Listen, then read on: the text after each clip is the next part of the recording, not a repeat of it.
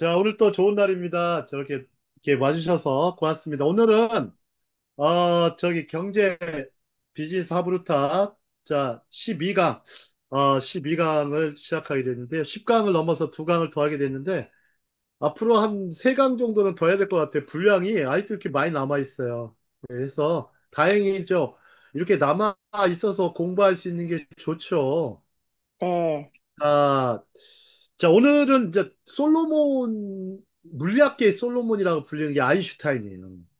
아인슈타인 얘기로부터 좀 시작을 할게.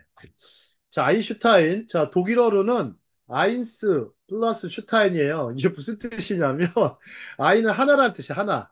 슈타인은 돌이라는 뜻이에요, 돌. 그래서 아인슈타인 이름은 하나의 돌인데요. 자, 전 세계의 어린이들이요.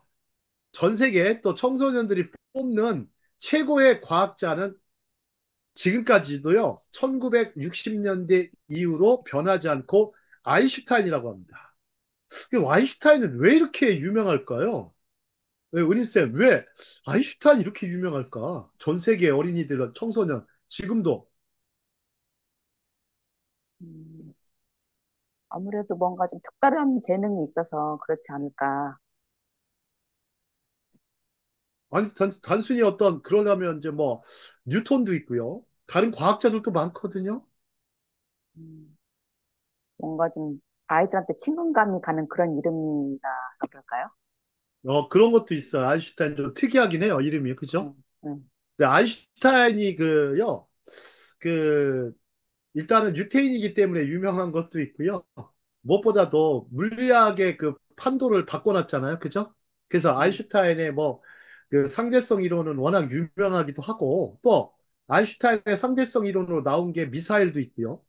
또 휴대폰도, 이 스마트폰도 상대성 이론으로 해서 많이 양자역학이라고 그러죠. 그것뿐만 아니라 아인슈타인은 생전에 편지를 그렇게 많이 주고받았다고 하죠. 그죠? 그 다음에 또 아인슈타인은 교육 사업을 많이 했어요. 특히 다른 물리학자들은 학교들을 그렇게 세우질 않았는데 아인슈타인은 이스라엘 쪽에 학교들을 여러 군데를 세웠어요. 히브리 대학, 텔아비브 대학, 테크니온까지 이렇게 대학을 세웠던 그래서 이스라엘 사람들한테는 아인슈타인 하면요 거의 국가적인 은인이에요, 은인. 그리고 또 아인슈타인의 평상시 얼굴도 막 참 무시 못해요. 얼굴도 보면 좀 특이하게 생겨가지고 그리고 또 개성도 있었고 여러 가지로 있지만 아인슈타인은 결정적으로 차이가요. 아인슈타인은 철학이 있었어요. 남과 다른 물리학자이면서 인문학자라는 혹은 또 굉장히 또 탈무드에도 조예가 깊었어요. 자, 한번 이 대목을 잠깐 보시죠. 한번 중요한 겁니다, 여러분들. 자, 지식이라는 것은 우리의 생계를 꾸려나가는 데 있어서 결정적인 요소이다. 하지만 삶을 만들어가는 것은 지혜이다. 그러면 이제 우리가 생각해 볼까요? 예, 지금은 여러분들이, 지식은 필요한 만큼만 쌓으면 돼요. 그죠? 필요한 만큼, 쓸 수 있을 만큼만 쌓으면 되고, 그 다음에 이제 소위 이제 그 전문 지식은 그렇다고 할 수 있고요. 그 다음에 기타, 여러분 상식 있죠? 상식. 상식은 뭐라고 그러냐면 보편화된 지식이라 그래요. 원래 상식의 다른 이름은 보편화된 다른 지식인데요. 상식이 영어로 뭐라고 합니까? 상식이 영어로 커먼 센스라고 그래요. 커먼 센스. 이게 뭡니까? 커먼 센스. 자, 공통의 감각이에요. 공통의 감각. 누구나 가지고 있어야 될 감각이죠. 근데 이런 상식도 요즘은 너무 부족한 것 같아요. 요즘엔 너무 부족한 것 같아요. 이런 상식도. 예전엔 참 상식이 참 풍부한 사람들이 많았는데 요즘에는 이렇게 어떤 기본적인 상식도 모르고 살아가는 사람들이 너무나 많습니다. 그래서 머리를 쓰지 않는 세대가 왔어요.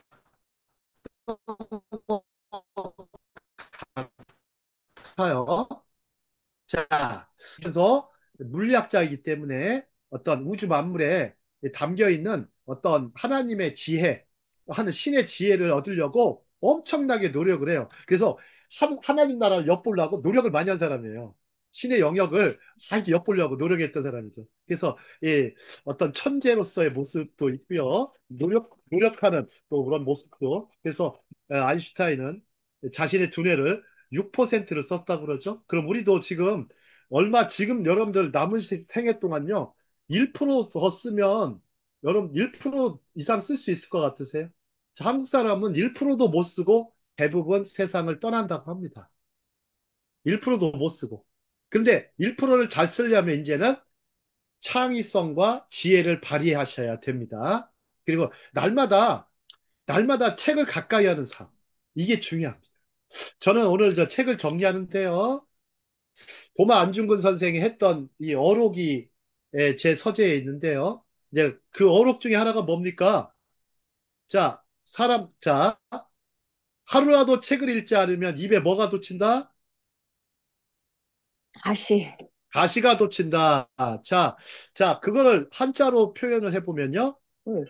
일일 독서면 구중생연극이라 이렇게 했어요. 하루라도 독서를 하지 않으면 입에 가시가 돋친다. 여러분들 생각해 보시죠. 자, 일일 부독서면 구중생연극이라. 그러면 여러분 안중근 의사는요. 이분은 자, 세례명이 토마스예요. 도마예요, 도마. 이 사람은 세례를 받았는데 그전에는요. 이 안중근 이분은요. 그냥 무식한 사람이었어요. 무식한 사람. 무식한 사람인데 이 사람의 어머니가 이분의 어머니가 마리아 여사입니다. 그죠? 마리아 여사예요. 조마리아. 이분이 안중근 의사에게 많은 성경을 읽고 또 기독교 신앙과 또 서양에서 온 지식을 익히도록 공부를 많이 시켰습니다. 그래서부터 어려서부터 안중근 의사는 아주 그 책을 가까이 했고 그러면서 또 독립에 대한 의지도 강하여 가지고 애국심이 워낙 강해서 그랬던 분입니다. 근데요, 그분의 이제 갇히셨던 감옥이 중국의 리순 감옥입니다. 리순 감옥에 딱 가봤더니 거기에 그 마지막 그 뭐라고 할까요? 사형을 집행하기 전에 자, 마지막 집행관이 딱 말을 합니다. 자, 안중근 마지막 소원이 무엇인가 그러니까 자, 죽기 전에 저에게 5분간의 시간을 주십시오. 5분간의 시간을 더 주십시오. 아직 책을 다 읽지 못했습니다. 그게 끝이래요. 아직 책을 다 읽지 못했습니다. 이 대목에서 저는 눈물이 쏟아지더라고요. 아니, 어떻게 그렇게 책을 그렇게 죽기 5분 전까지도 아니, 내게 5분의 시간을 더 주십시오. 아직 책을 다 읽지 못했습니다. 그리고 유목을 남겼죠. 붓글씨는 굉장히 대단한 수준의 붓글씨는 아니었습니다. 하지만 이 안중근 의사의 유목은 기본 한 점이 100만 불이 넘습니다. 특히 일본 사람들이 그렇게 사간다고 하죠. 자, 이렇습니다.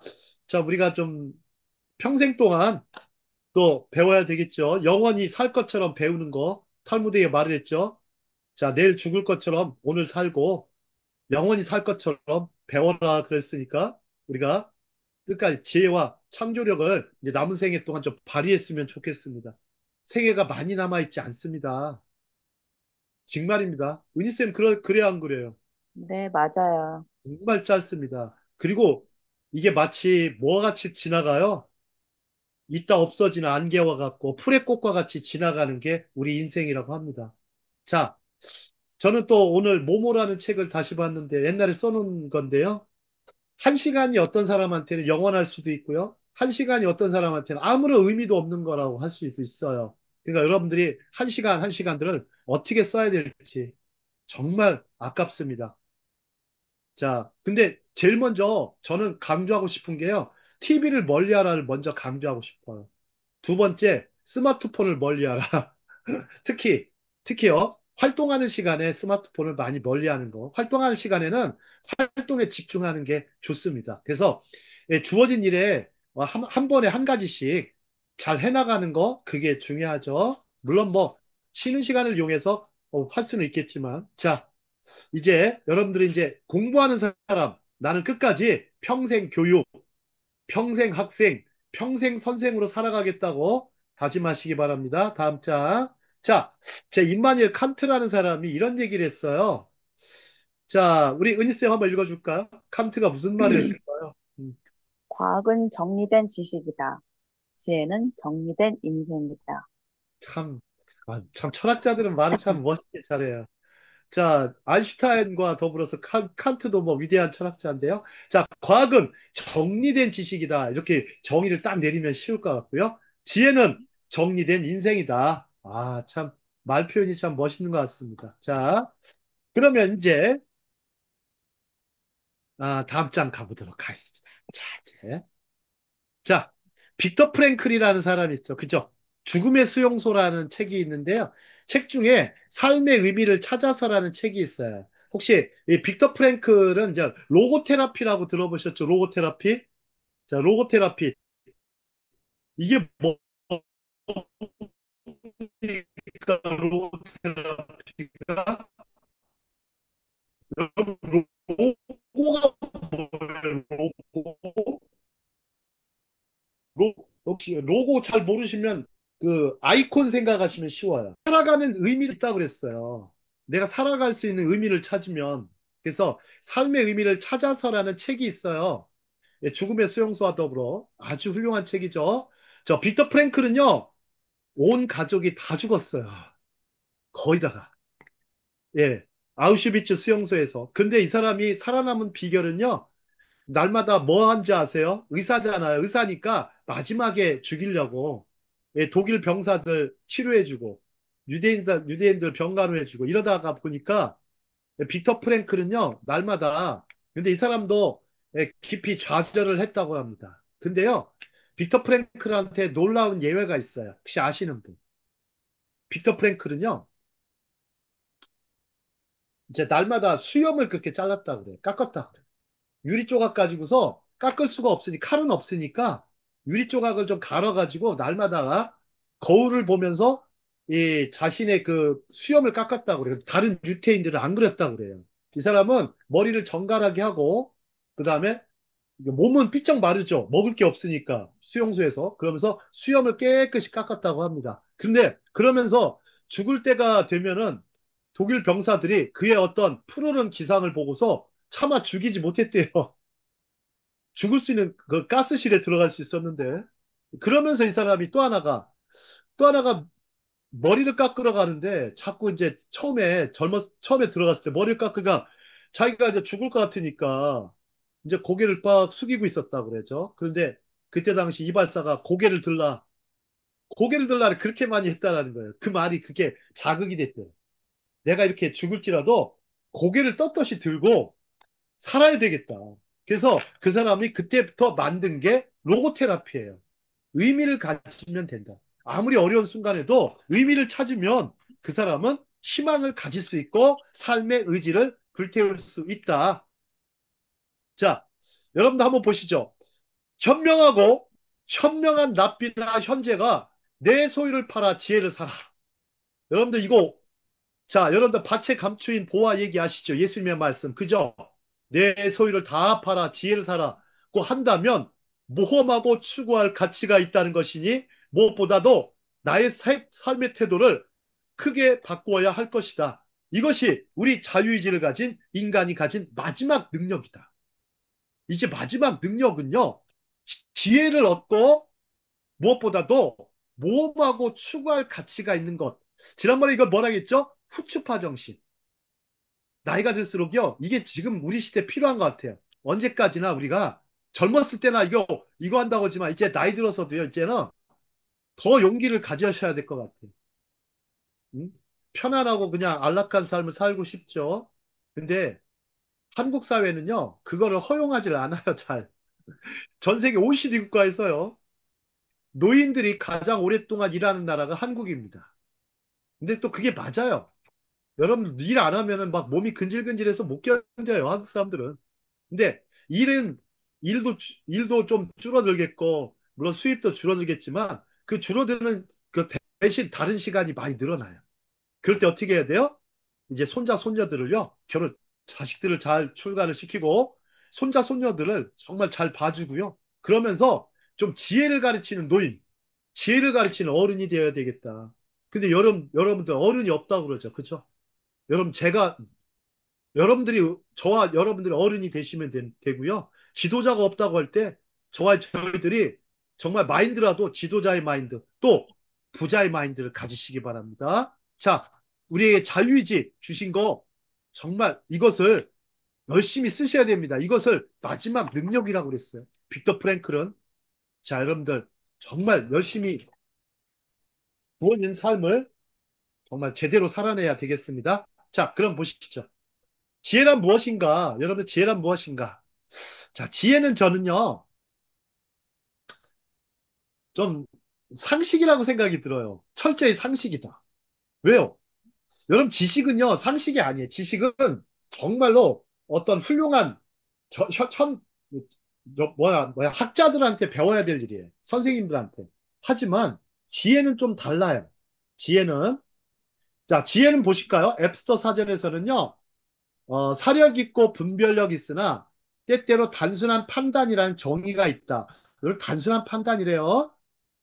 자, 이 말은 상식이라는 것이 일상생활 속의 지혜라고 볼 수 있다. 여기다 밑줄 치세요. 상식은 일상생활 속의 지혜다. 자, 그러면 또한 중간에 볼까요? 중간에 우리 세 줄 있습니다. 세 줄. 우리 영숙연구원 읽어주실까요? 상식은. 상식은 곧 삶 속에서 생각하는 힘이다. 분별력이나 사려 깊음을 보면 상식은 곧 일상의 예의라는 것이다. 지혜는 철저히 일상의 삶 속에서 나타나는 상식이라는 것이다. 자, 여러분들 이게 글쓰기 이렇게 해놨잖아요. 네. 이건 작가들은요, 어떻게 쓰는지 아세요? 작가들이 쓰는 여러 글쓰기 비결을 보시면 상식이라는 단어 하나 엮어놔요. 제가 딱 이렇게 해놨죠. 그죠? 그럼 상식은 과연 무엇일까에 대한 정의부터 찾아요. 그리고서 이걸 확장을 해야 되겠죠. 그죠? 그 확장을 하려면 보면 여기 단어들이 있어요. 보면 이제 개념들이 있어요. 보세요. 분별력이라는 단어가 하나 있죠. 그죠? 판단이라는 단어가 있어요. 분별력과 판단. 그러면 여기서 분별력과 판단을 또 확장을 시켜요. 그래서 꼬리에 꼬리를 물어서 개념을 확장하고 연결해요. 그래서 위에다가 큰 개념을 달아놓고 아래다가요.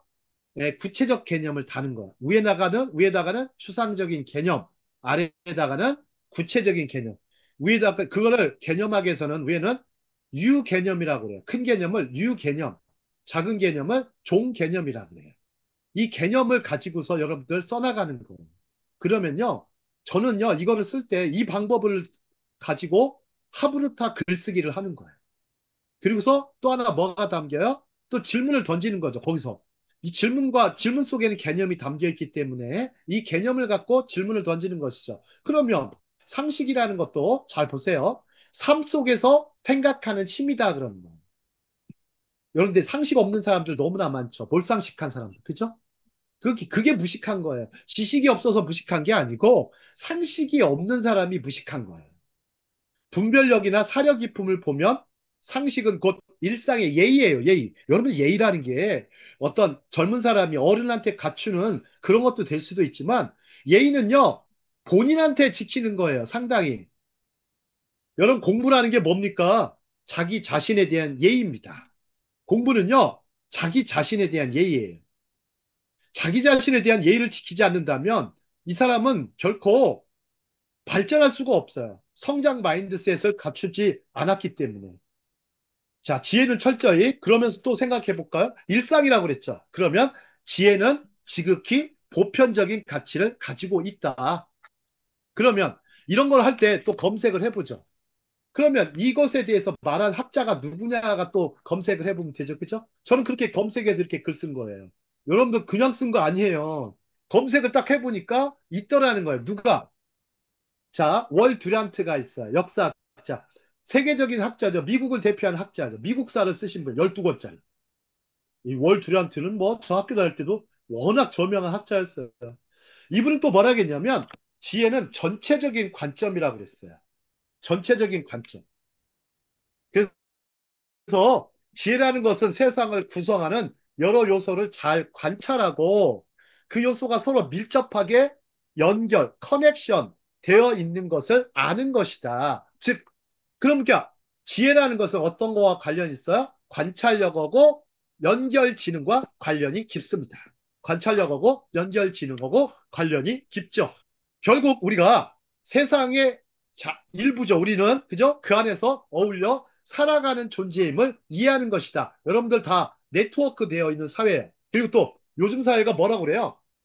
초연결 사회.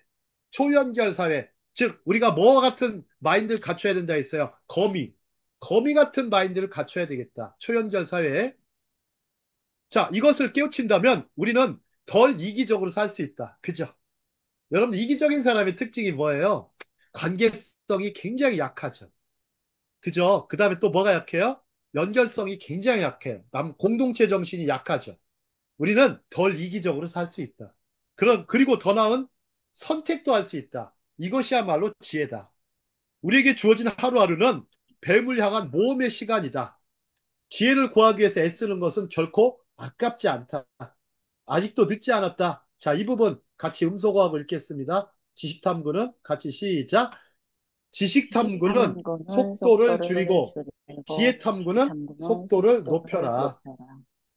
여러분들 노년이 되어서 늦은 나이에 이제 자격증을 따시는 분들이 많은데요. 물론 안 따라고는 안 할게요. 근데 따는 건 되게 좋은 시도예요. 근데 좀 여러분들 좀 하지만 또 이제 생활을 위해서 여러분 생존을 위해서 했지만 생활을 위해서 여러분들 또 지혜 탐구의 속도를 높이시길 바랍니다. 자, 이제 인생에 지금은 여기 계신 분들은 인생의 일막은 거의 지나신 분들이에요. 그죠? 일막은 지나신 분들이고 50살 이후부터는 거 이막이다 보니까 이제 이막은 뭐 은퇴 이후가 아닙니다. 그래서 이 시기가 특히 40 후반부터 50 초반 시기가 엄청 중요해요. 이 시기에 남은 인생을 이 시기가 결정할 수가 있어요. 그래서 앞으로 계획을 짜면 좋을 것 같아요. 뭐 한 1년 계획, 저는 계획을 5개년 이렇게 짜는 거는 너무 무리 같고요. 1년씩 단위를 짜가지고 계획표를 짜가지고 정말 크게 목표를 많이 정하지 말고 그러면 작심삼일만 돼요. 자꾸만. 그래서 연초에 잡은 목표가 대부분 연말에 가서는 후회로 남는 사람이 많죠. 그죠? 연말만 되면 후회로 남는 사람이 너무나 많아요. 그리고 목표한 거에 30% 정도밖에 달성을 못 한다고 하죠.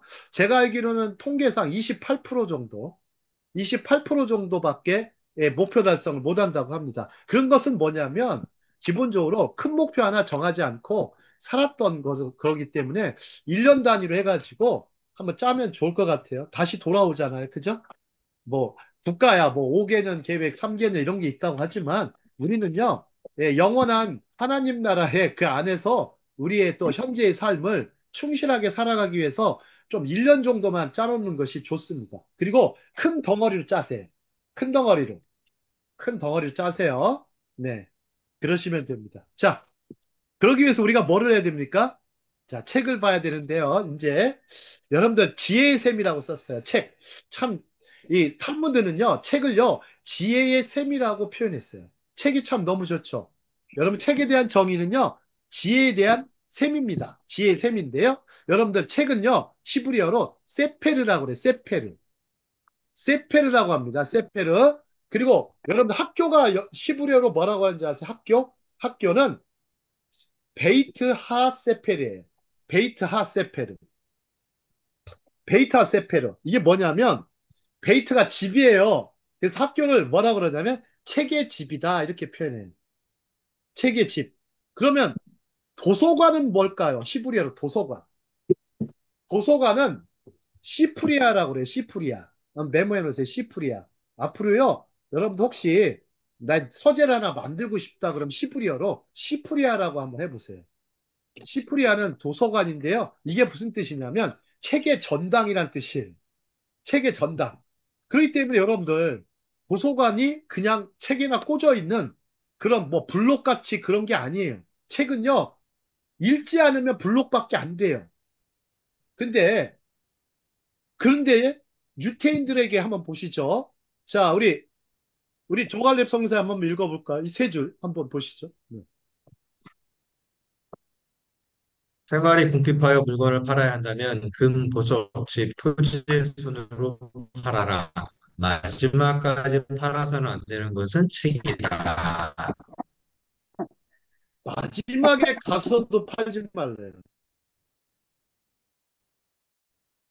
어, 왜 유대인들은 그런 얘기를 했을까요? 책 바이블도 원래 이름이 뜻이 없어요. 여러분 바이블이 비블로스에서 와서 파피루스에서 와가지고 그냥 책이라는 뜻이에요. 종이. 그냥 페이퍼예요. 페이퍼. 페이퍼북이라는 게 성경은요 이름이 원래 없어요. 나중에 붙인 거예요. 바이블은.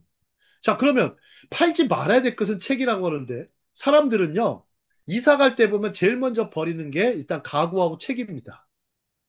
책이 짐이 많고 아예 뭐 책도 없는 집도 많고 그런 집에 가보면 순간 저는 두 번 다시 방문을 안 합니다. 왜? 책이 없는 집은 영혼이 없는 몸과 같거든요.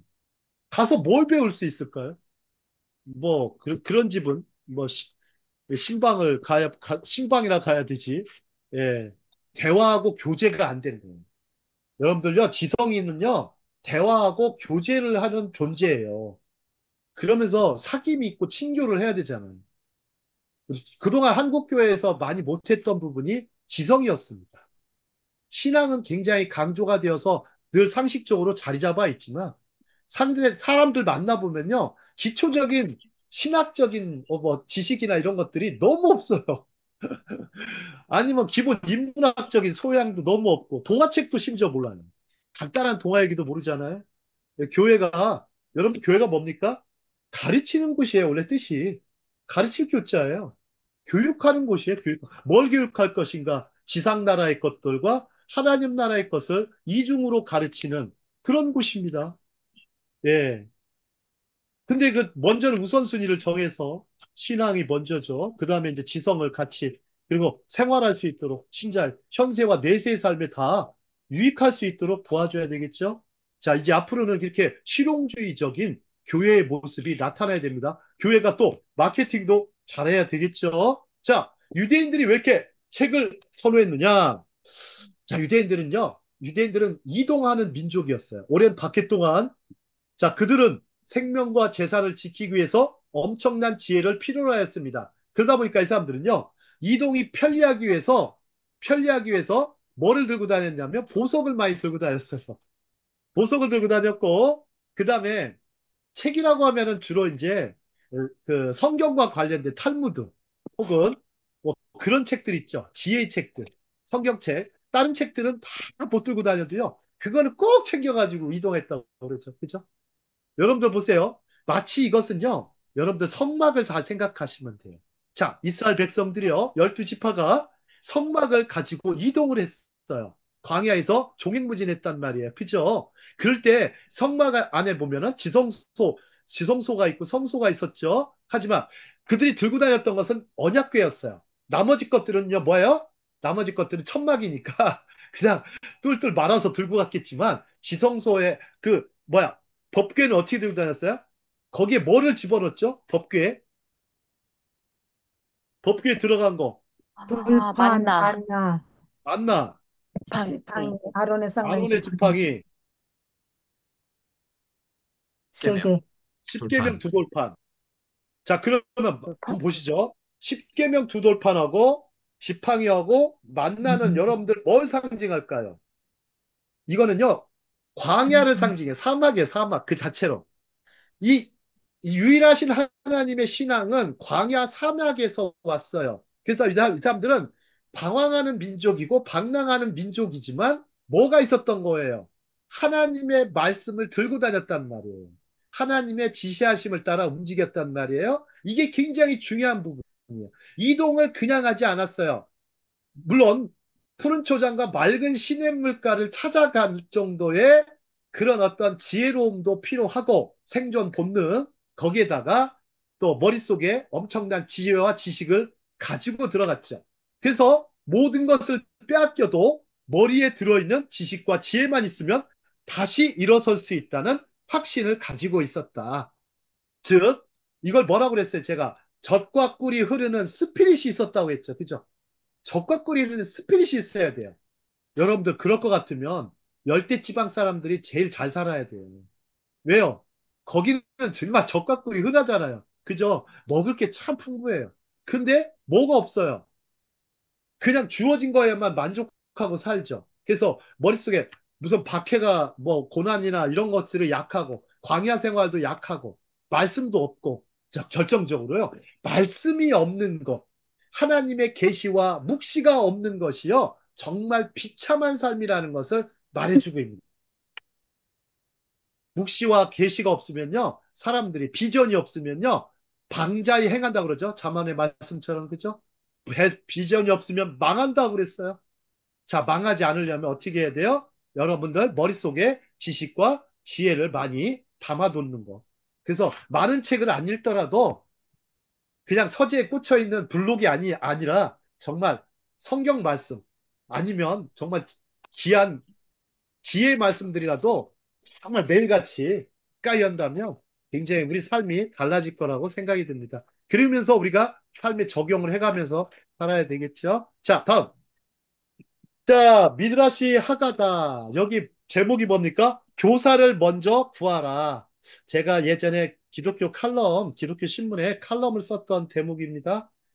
자, 유대인 지도자들이 어느 성에, 자, 이 부분, 우리 김은희 쌤 한번 읽어주실까요?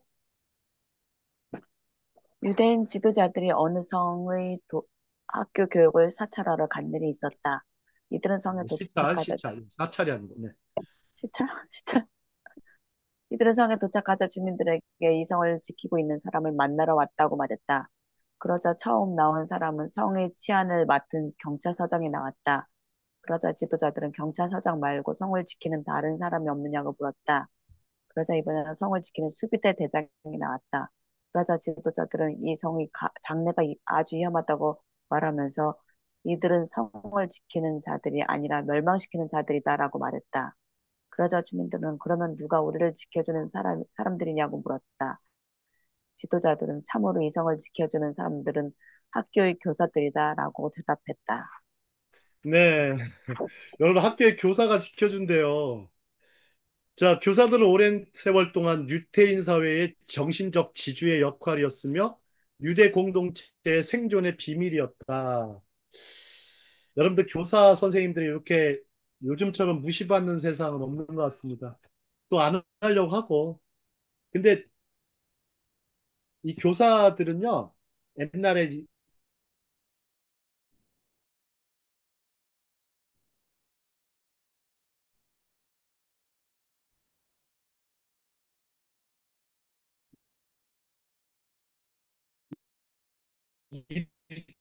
교사 이름이 이제 히브리어로는 두 가지예요. 로마가 AD 70년 로마의 장군 페르세우스와 그 아들 티도 장군이 이스라엘을 침공했었죠. 그 이스라엘이 3년 동안 저항을 했는데 다 무너졌어요. 돌 위에 돌 하나도 안 남고 무너졌는데 이때 당시 최고의 랍비였던 랍비 아키바가 예, 정말 지혜를 써서 이 사람은요 예언의 은사가 있었어요. 그래서 예, 로마 장군을 찾아가서 황제여라고 말을 합니다. 황제가 될 사람이라고 그 예언을 해주고, 그러니까 깜짝 놀래죠. 나중에 황제가 돼요. 진짜 황제가 됐는데 이 사람한테 부탁할 다른 건 다 부셔도 좋으니까 심지어 우리를 포로로 잡아가도 좋으니까 학교만큼은 무너뜨리지 마십시오. 이렇게 부탁했어요. 그러니까 황제가 될 사람이라고 하니까 얼마나 기분이 좋았겠어요. 다른 건 다 무너뜨렸는데 학교만을 무너뜨리지 않았어요. 그 학교가 야브네라고 하는 지금 예루살렘에서 가까운 야브네라는 곳에 토라 학교입니다. 말씀 학교를 유지시켰어요. 그 당시에 랍비들이 굉장히 적었어요. 근데 그들이요 결국 그 랍비들이 그 어, 수많은 제자들을 양성하면서 탈무드 제자들, 성경 제자들을 양성하면서 이렇게 유태인들이 그 정체성을 지킬 수 있었고 오늘날까지도 랍비 아키바의 그 말은요 유태인들한테는 여전히 각인되어 있어요. 그래서 이들에게는 메모해 놓으세요. 교육이 곧 종교예요. 교육이 종교예요. 그래서 전 세계에서 석사학위자의 비율이 제일 많다고 합니다. 인구는 많지는 않지만 석박사 비율이 제일 많은 사람들이 유태인이죠. 일단 뭐 노벨상부터 많이 나왔으니까 이런 사람들이 다 뭡니까? 교사들이죠. 교수들이고 그죠? 이런 사람들이 유태인 사회를 지켰죠. 이런 사람들에게 얼마나 훌륭한 지식인 지혜로운 사람들이 많이 나왔잖아요. 그죠? 이들이 경제인들 뿐만 아니라 어이구 우리 또 성서학을 가르치는 교수들만 보세요. 얼마나 대단합니까? 다 존경을 받아요. 다 존경을 받아요. 우리들 이거 교사들 존경받을 수 있는 교사가 정말 제일 먼저 돼야 됩니다. 네. 자, 우리 한국 사회를 그동안 지탱해줬던 정신적 지주도 교사들이었어요. 네, 교사들한테 함부로 하지 마시기 바랍니다. 스승의 날 되면 정말 스승께 가르쳐준 스승께 정말 감사하고 또 나도 훌륭한 스승이 되어서 정말 어린 소자들, 청년들을, 청소년들을 바르게 이끌어갈 수 있도록 해야 되겠습니다. 자, 다음. 자, 돈과 지혜 중 어느 것을 선택할 것인가, 여러분들. 아, 제가 뭐 그전에도 얘기를 했는데 유학 시절 성서와 탈무드를 공부할 때 교수가 질문을 던졌어요. 자, 자네는 돈과 지혜 중 어느 것을 선택할 것인가? 학생들은 다 뭐라고 그래요? 다 지혜를 선택한다 그랬는데 저는 돈을 선택할 것입니다. 그러니까 교수는 나 같으면 지혜를 선택하겠네 그랬어요. 근데 돈을 선택하는 이유는 무엇인가? 제가 써놨죠. 저가 지혜는 있는데 돈이 없어요. 정말 돈이 없어서. 그리고 교수와 나는 같이 웃었다 그랬는데 이제 뭐 거짓말이죠. 돈도 없고 지혜도 없던 사람인데 자 꾸준히 그런 가운데 음, 저는 그런 건 있었던 것 같아요.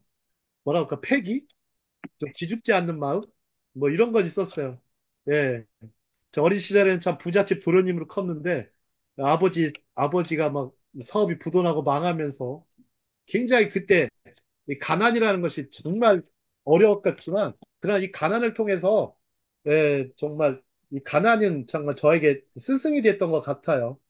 예, 사람을 만들어주더라고요. 사람을 만들어줘요. 그리고 또, 가난은 극복의 요소지, 부끄러운 것은 아닙니다. 근데 계속해서 가난하면은, 그거는 문제가 있습니다. 네, 문제가 있습니다. 자, 다음 장. 자, 돈과 지혜는 둘 다 도움이 되죠? 여러분들 하나라도 포기하고 싶진 않을 거예요. 자, 어느 것 하나를 선택하면 다른 하나는 포기해야 하는 기회비용이 발생해요. 기회비용, 여러분 기회비용 아시죠? 근데 가격을 책정하면 무엇이 더 비쌀까요? 돈이 비쌀까요? 아니면 지혜일까요? 자, 한번 보시죠. 물론 지혜는 돈으로 살 수 없는 것이라고 하지만 실체가 분명하지 않아요. 돈은 물론 액면가가 있고 이면가가 있어요. 이면가. 여러분들 액면가는 예를 들어 1,000원, 2,000원, 10,000원 이런 거고요. 이면가는 약간 환율과 관련이 있어요. 그죠? 달러당 뭐 1,300원. 자, 중동에서는 뭘로 거래를 많이 합니까? 오만에서는? 이름, 이름 거래를 제일 많이 합니다. 그렇죠. 5일 달러로 많이 하죠. 그죠? 달러로도 네. 많이 하고 그 페소도 있고 그죠? 여러 가지 뭐 어떤 데는 뭐 세켈이라는 단어를 쓰는 데도 있고. 자, 돈으로 지혜를 구하는 것도 한계가 있죠. 그죠? 돈으로 지식은 살 수는 있어요. 지식은 살 수는 있는데 지식을 산다 해도 그 지식이 자기 지식이 되질 않아요. 돈으로 제일 빠른 방법은 뭔지 아세요? 지식인을 사는 거. 지식인을 도입해서 하시면 돼요. 회장들은 그러면 돼요. 회장들은 자기는 좀 그래도 리더십은 있잖아요. 막 이렇게 해야죠. 좀 막대한 돈을 지불해서라도 인재를 등용하는 게 좋죠. 자, 돈과 지혜는 서로 교환하기 어려우므로 자신에게 직접적인 도움을 되는 것을 택하는 것이 좋다. 여기다 밑줄 치세요. 직접적인 도움이 되지 않으면 안 돼요. 돈이 직접적으로 도움이 되고 지혜가 직접적으로 도움이 되는 거예요. 그럼 어떤 거예요? 여러분들, 뭐 사상 누각이란 말 아세요? 사상 누각. 아니, 바다에다가 모래성을 짓는 하늘 위에 그런, 세운 집. 그렇죠. 그냥 바닷가에다가 모래성을 짓는 그런 공부하지 말라는 거예요. 무너지지 않는 공부를 하라는 얘기예요. 무너지지 않는. 그죠? 탄탄한 집을 지라는 거죠. 반석 위에 집을 짓고. 그럼 뭐 지혜로운 자는 그렇게 한다고 그러죠. 그죠? 여러분들, 그럼 지혜로운 자는 돈을 벌어도 자신에게 직접적인 도움이 되는 그런 어떤 수익이 되는 그런 걸 해야 되겠죠. 공부도 마찬가지. 그러면 어떤 거였냐? 프랙티스가 있는, 프랙, 그럼 쉽게 말하면 실용적인 것이 먼저 필요해요. 지금까지 그 실용적이지 않은 사람들이 너무 많아요. 제가 그랬거든요. 자, 일 벌리기 좋아하고 그랬었는데, 자, 여러분들 보시죠. 지혜는 있는데 돈이 부족한 사람은 돈을 선택하여 부족한 만족을 채워나가는 것이 좋다. 돈은 있는데 지혜가 부족한 사람은 지혜를 얻고자 노력하여 정신이 주는 만족감을 높여야 한다. 예. 참, 맞는 말이죠. 그죠? 이렇게 하시면 돼요. 이렇게 하시면 돼요. 자, 다음. 자, 이제 소제목이 어둠에서 시작하여 밝음으로라는 건데요. 여러분들 창세기 1장을 한번 가볼게요. 창세기 1장 5절. 저녁이 되며 아침이 되니 이는 첫째 날이니라 그랬어요. 자, 저녁은 히브리어로 에레브에 에레브. 에레브. 그 다음에 아침은 보케르에 보케르. 여러분들 창세기 그 히브리어 본문을 보시면 저녁이 되고 아침이 되는 이는 첫째 날이니라. 자, 하나님께서 첫째 날에 뭐를 지으셨죠? 빛이 있으라 하심에 그죠? 예키오르 바예키오르 하나님이 보시기에 좋았더라 그죠? 이렇게 하셨어요. 그리고 조금 있다가 저녁이 되고 아침이 되니. 그러면 이게 무슨 얘기입니까? 여러분 이게 무슨 얘기일까요? 자, 유태인들은 하루의 시작이 저녁, 저녁부터 시작해. 예, 한국은 저녁 아침부터 시작해서 아침이라는 단어가요, 실제적으로는 낮이에요, 낮. 우리가 시작하면요, 낮의 개념이에요. 그걸 요미라고 그래요, 용. 근데 낮의 개념인데, 저녁이 되고 낮이 되니 이렇게 해석해야 되는데, 우리가 저 아침이 되었다는 것은 밝아졌다는 얘기예요. 그러면, 왜 유대인들은, 왜 저녁으로 시작해서 아침이 하루가 될까요? 근데 보통 사람들은 뭐예요? 아침부터 시작해서 해 뜨는 날부터 시작해서 시간부터 저녁 늦게까지가 밤까지가 하루잖아요. 자, 이건 뭐냐면 절망에서 희망으로 가는 얘기예요. 어둠에서 빛으로 간다는 얘기예요. 여러분들 가끔 성경의 표현 중에 신약에 보면 어둠에서 빛으로 인도한다 그러죠. 이게 이 사도 바울의 토라가 얼마나 정통한지 몰라요. 자, 솔로몬도 그랬죠. 솔로몬도요. 어마어마하게 토라에 정통했어요. 그래서 밝음으로 시작해서 어둠으로 마치는 것보다 어둠에서 시작하여 밝음으로 마치는 것이 좋다. 여러분들 수업이 끝나면 영어식 표현이 있어요. 혹시 홍경문 목사님 수업이 끝났을 때 외국에서 쓰는 표현이 뭔지 아시죠? 아, 타임이죠? 예, 영어로 뭐라고 하는데요? 타임이죠? Let's call it a day. Let's call it a day. 그것을 낮이라 아침이라 칭하자. 음. 그것 성경에서 따온 거예요. 성경을 해석한 겁니다. 오늘 수업 끝 이런 얘기예요. Let's call it a day. Thank you for coming. See you next time. Bye bye. Good night. 예, 예, 교수들이 그래요. Let's call it a day. 미국에서 교수들이. 이게 뭐냐면 성경에서 따온 거예요. 낮이라 칭하자. 야, 끝났어. 강의 끝. 이거에 대한 은어입니다. 자, 한번 보시죠. 희망의 민족 유대인들은 세계 부의 25% 이상을 가지고 있는데 그 부의 특징들은 무일푼으로 자수성가한 경우가 많다. 근데 제가 자수성가라고 안 했죠. 신수성가. 신수성가라겠죠. 자신의 노력도 들어가야 되고 하나님의 도우심, 손길이 있어야 되겠죠. 이들의 대성공에는 지식과 지혜에 대한 불타는 열망이 강하기 때문이다. 자, 그냥 돈을 벌려면 몸으로 때워야 되죠. 그죠? 자, 그냥 돈을 몸으로 때우는 거는 너무 힘들어요. 병도 나고. 근데 머리를 쓰는 일, 여러분들 머리를 쓰는 일은요, 과연 병이 좀 날까요, 안 날까요? 머리를 많이 쓰는 거. 여러분 교수들이 오래 삽니까, 안 삽니까? 오래 살죠, 그죠? 생각하는 힘이 강한, 사고력이 강한 사람들이 장수예요. 왜요? 그런 사람들은요, 건강 관리에도 되게 신경 써요.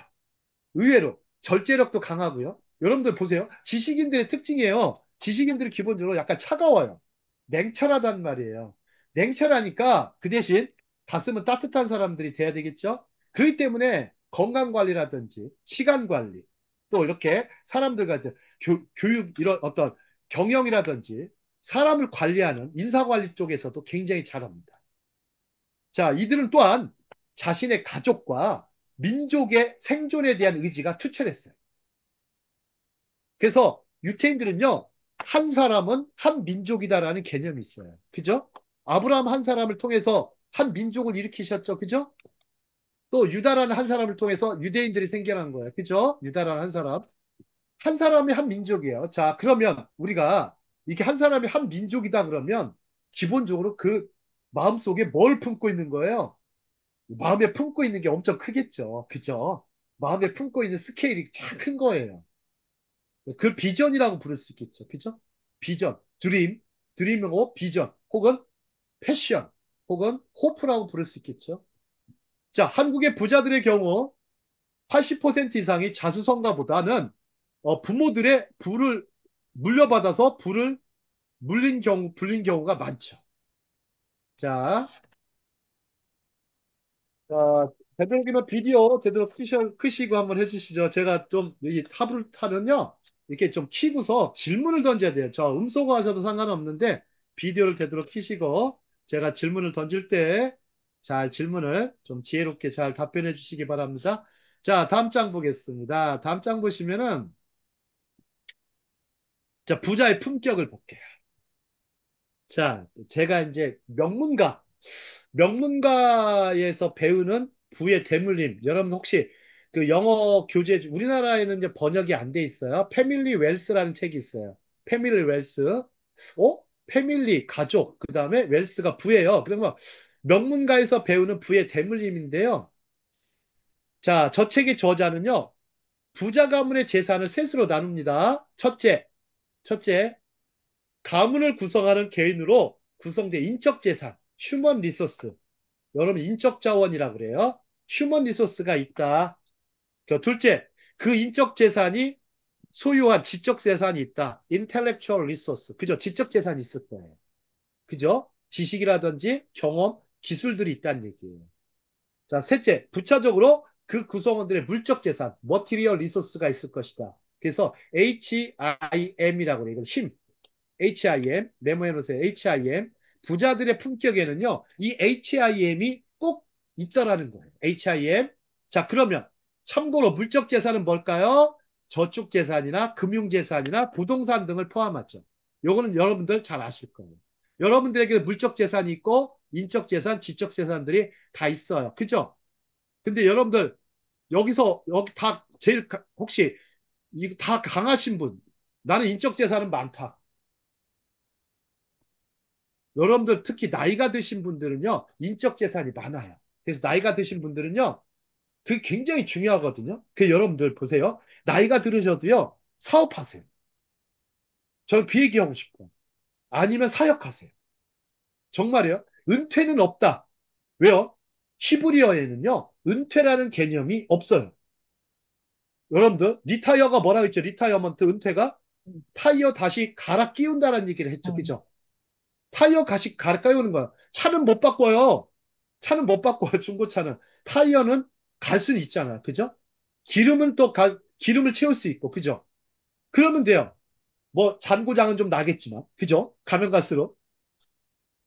소위 어떤 사람과 똥차라고 하지만, 제발 그런 얘기 하지 마세요. 예, 나이 들면 또 고물이라고 하시는데, 고물 아니에요. 보물이에요, 보물. 보물입니다. 자, 이제 인적 재산이 많기 때문에 이들을 잘 활용하시기 바랍니다. 근데요, 여기에서도요, 모험심 없는 분들은 다 배제하세요. 여러분들요, 관계 다이어트 할 때요, 제일 필요한 사람은요, 지극한 안정 추구하는 사람부터 제일 치우세요. 이기적이고 안정 추구하는 사람부터 치우세요. 전혀 도움이 되지 않아요. 그들이 무슨 조언을 해줄 수 있겠어요. 그죠? 그거부터 지우세요. 핸드폰에서부터. 아예 지우면요, 연락 끝나요. 우리나라 사람들 인간관계 얘기할게요. 핸드폰에서 지우면 끝이에요. 여러분 개인적으로 번호 다 알고 기억합니까? 이름은 아는데 번호는 안 외우죠. 그죠? 번호 지워버리면 끝나는 거예요. 이게 재산이란 개념이라고 생각해 보세요. 재산이 아닌 경우가 많다는 얘기예요. 재산을 갖고 있어야 돼. 인적 재산. 그 다음에 지적 재산이 있느냐 없느냐. 이거 굉장히 중요하죠. 학위 이런 것도 중요하고 자격증 혹은 어떤 경험도 중요하고요. 스킬 또 여러 가지로 또 독서 이것도 중요하죠. 그죠? 그 다음에 뭐 토론하는 능력 대화 기술, 커뮤니케이션 능력도 중요하죠. 이게 지적 재산. 근데 물적 재산. 근데 한국 사람들 너무나 물질화되어 있어요. 물질주의자가 많아서 물적 재산에만 너무 신경 써요. 제가요, 왜 그 주식 같은 거 말리냐면요. 처음에는 돈 벌어요. 근데 나중에 큰 돈 한꺼번에 나가요. 왜요? 욕심이 나니까 크게 질러. 뭐 어떤 사람 지름신이 강림했다 그러는데 성령이 강림하셔야 되는데 왜 지름신이 강림합니까? 예? 지름신이 강림해가지고 막 난리가 나는 거예요. 그때 다 잃어버려요. 제가 그런 사람을 수십 명을 만나봤어요. 어떤 친구는요, 저의 부하 직원이 됐는데, 서울대를 나오고, 호주에서 유학을 하고, 아주 주식에 대한 전문가가 됐어요. 특히 막 선물 시장, 그러면서 자기가 수많은 사람들 끌어들였어요. 끌어들여가지고, 무려 100명이 넘는 투자자들을 받아들였어요. 그래서 막 투자 회사를 비슷하게 꾸렸어요. 그래가지고 280억을 운용했어요. 280억. 280억을 계속 불려나가는데, 근데 어느 순간 언제 무너졌을까요?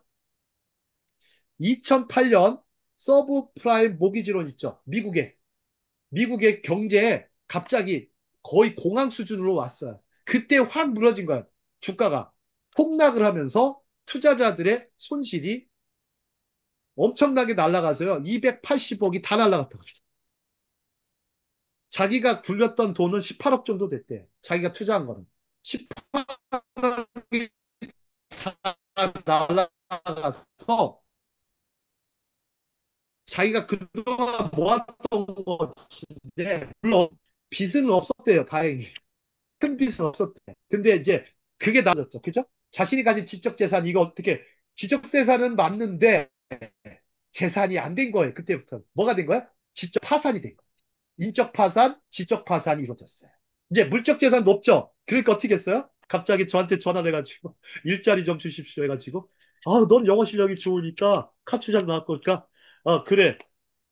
내일부터 당장 일해 그랬더니 제가 아끼는 후배였으니까 그래가지고 한 3년간 같이 나중에는 좀 본인도 이제 좋은 훌륭한 제가 사업의 노하우를 가르쳐 줘가지고 지금은 동탄에서 아주 굴지의 회사를 운영하고 있습니다. 음. 선교사 출신이요. 네. 저는 참 좀 그런 것 같아요. 자, 다음 정말 주식 투자 욕심내서 하지 마십시오. 그냥 그거는요, 돈벌이 내가 요것에 전적으로 하겠다 그러지 마시고, 그냥 사이드 잡으로, 사이드 머니로 하시기 바랍니다. 정말이에요. 다단계, 주식에는요, 상당히 다단계성이 깊어요. 여러분, 폰지 사기 아시죠? 폰지 사기? 폰지 사기 아세요? 남의 돈을, 여러분들, 영농조합 회사 만들어가지고, 남의 돈을 끌어와요. 근데 영농조합 회사에서 만들어가지고 뭘 만들어요? 사이트 만들죠. 그죠? 물건을 싸게 팔아요. 싸게 판다고 해놓고, 그걸로 수익을 낼 수 있어요? 여러분들 10% 이상 수익을 낼 수 있을 것 같아요? 못 내요. 물론 영농조합이 뭔 수익을 내요? 농협도 못 하는데. 여러분 농협도 못 하는 걸 왜 영농조합에 빠져가지고. 그래서 남의 돈으로 다른 사람의 그것을 돈을 주는 거예요. 막 10%씩. 그래서 그 밑으로 자꾸 끌어들여요. 그래서 막 단계를 몇 단계 만들어요? 막 7단계, 9단계 만들고 VIP 만들어놔요. 그리고 매달 막 돈을 주고 그럼 막 영농조합의 물건을 싸게 살 수 있게 해놓죠. 아예 공짜로. 온갖 거짓말이 난무합니다. 예. 그거는요, 그래서 세계 0.1% 부자 만든다 해놓고, 거기에 걸린 사람이 몇 명인지 아십니까? 무려 18만 명입니다. 제가 아는 어느 조직은. 시더스라고 가르쳤죠. 시더스. 시더스. 예.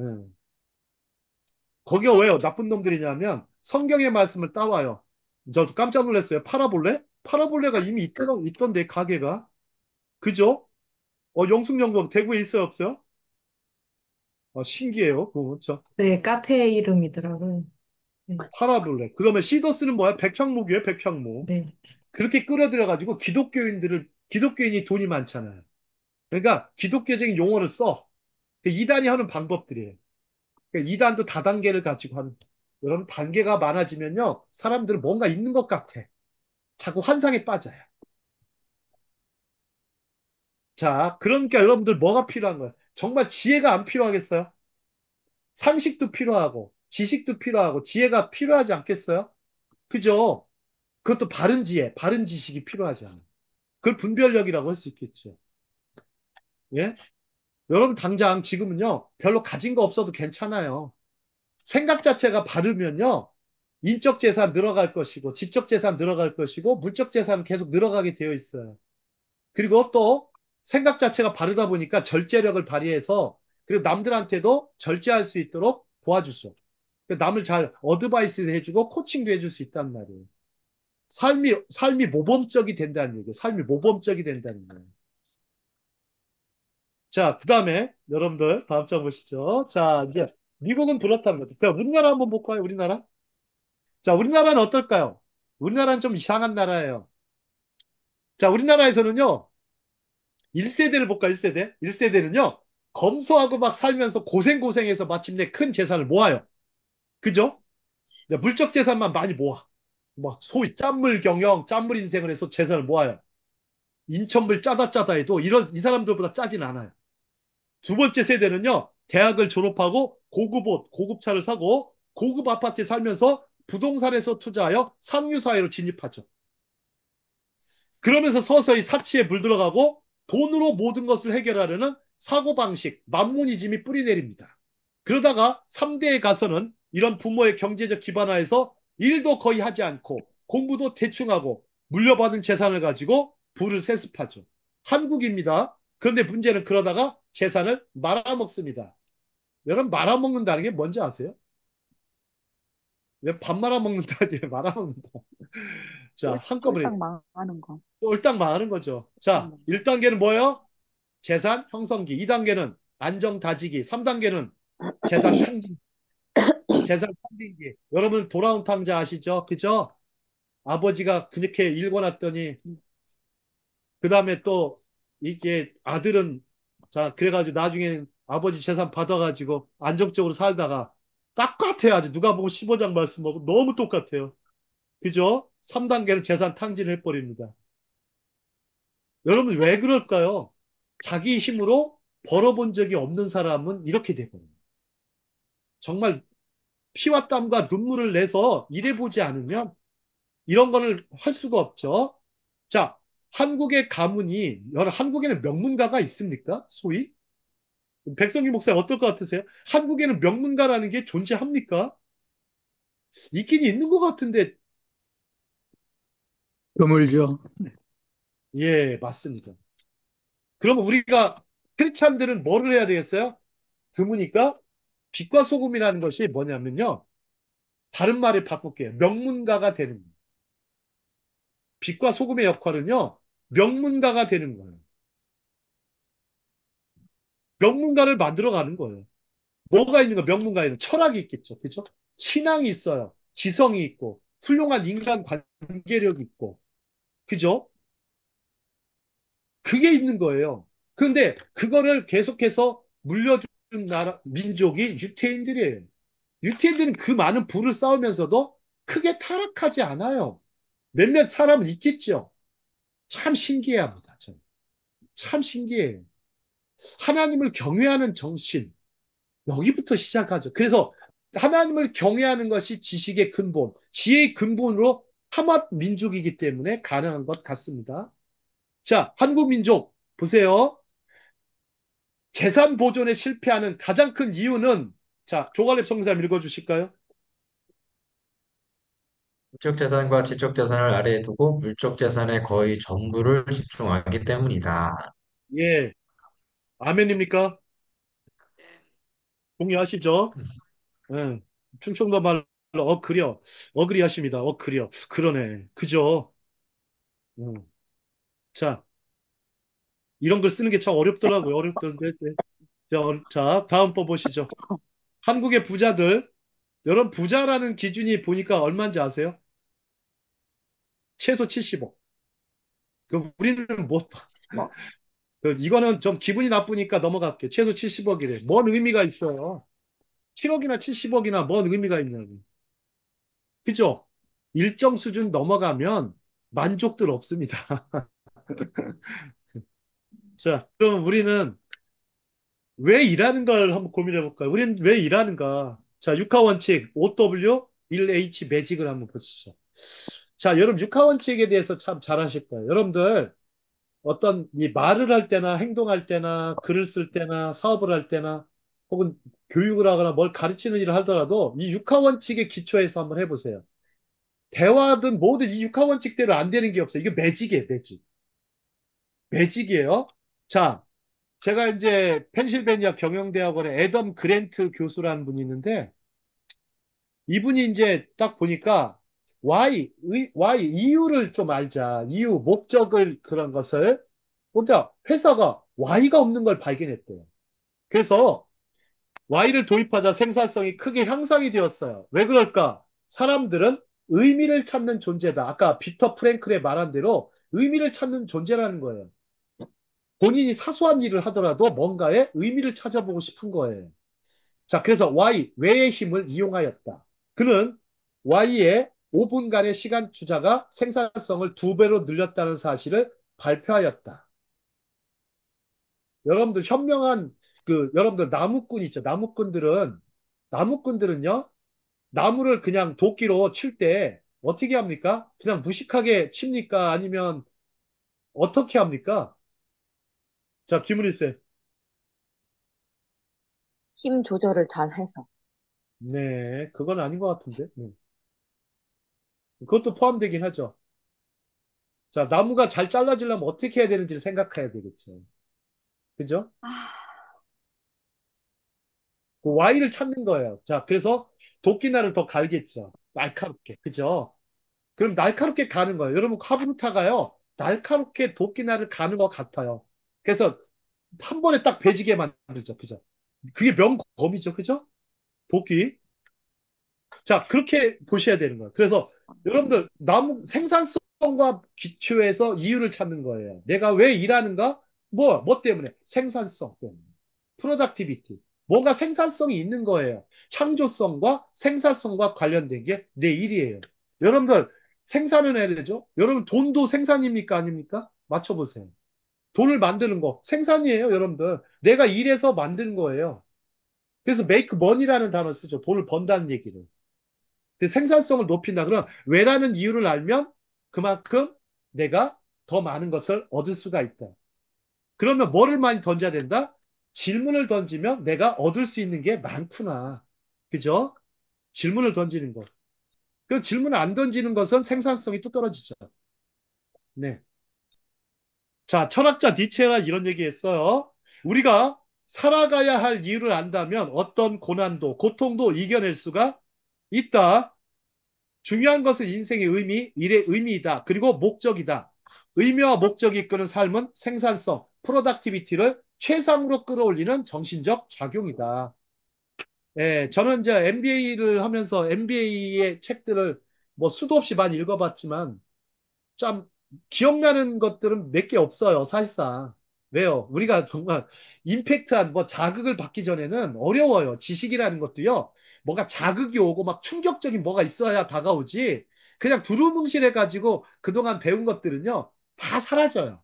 근데 제가 이제 이 애덤 그랜트 교수의 이 말은 기억하는 게 제가 이게 책자로 썼잖아요. 여러분들 5분간의 시간 투자 꼭 하십시오. 생산성을 2배로 늘린다.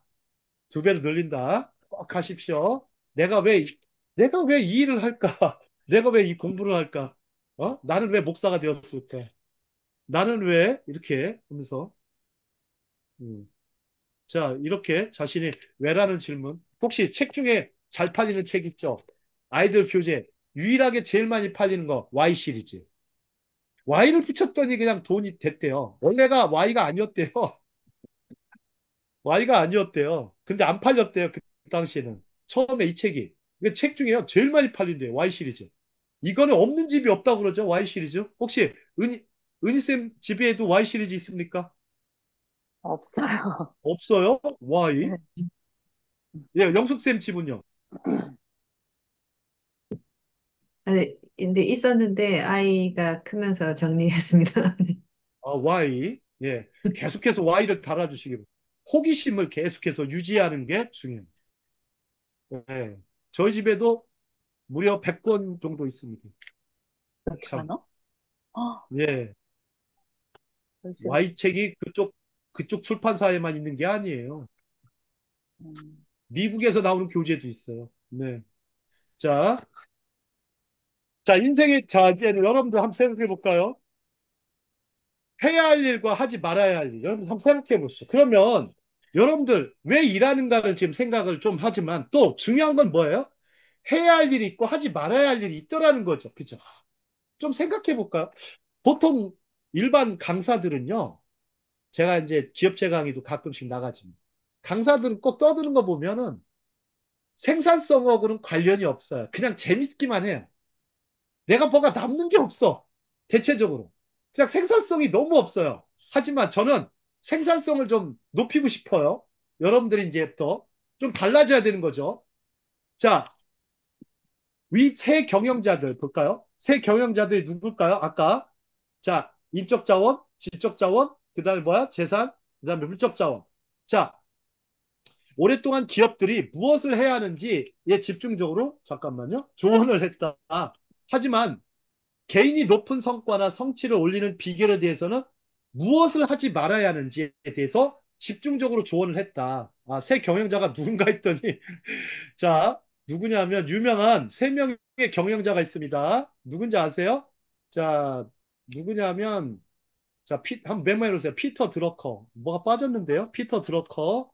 그 다음에 톰 피터스. 그 다음에 하나가 더 있어요. 오마에 게니치. 음, 오마에 게니치라는 사람, 일본 사람인데요. 음. 이 사람이 세계 3대 경영의 구루예요. 다시 한번 피터 드러커, 톰 피터스, 오마에 게니치. 일본 사람인데 대단한 분입니다. 근데 피터 드러커는 돌아가셨고요. 오마에 게니치도 돌아가셨습니다. 아주 일본 최고의 지성이에요. 그 다음에 톰 피터스는 아직 살아계세요. 자, 제가 존경하는 인물들이고. 자, 이분들은요, 딱 조언하는 게 있어요.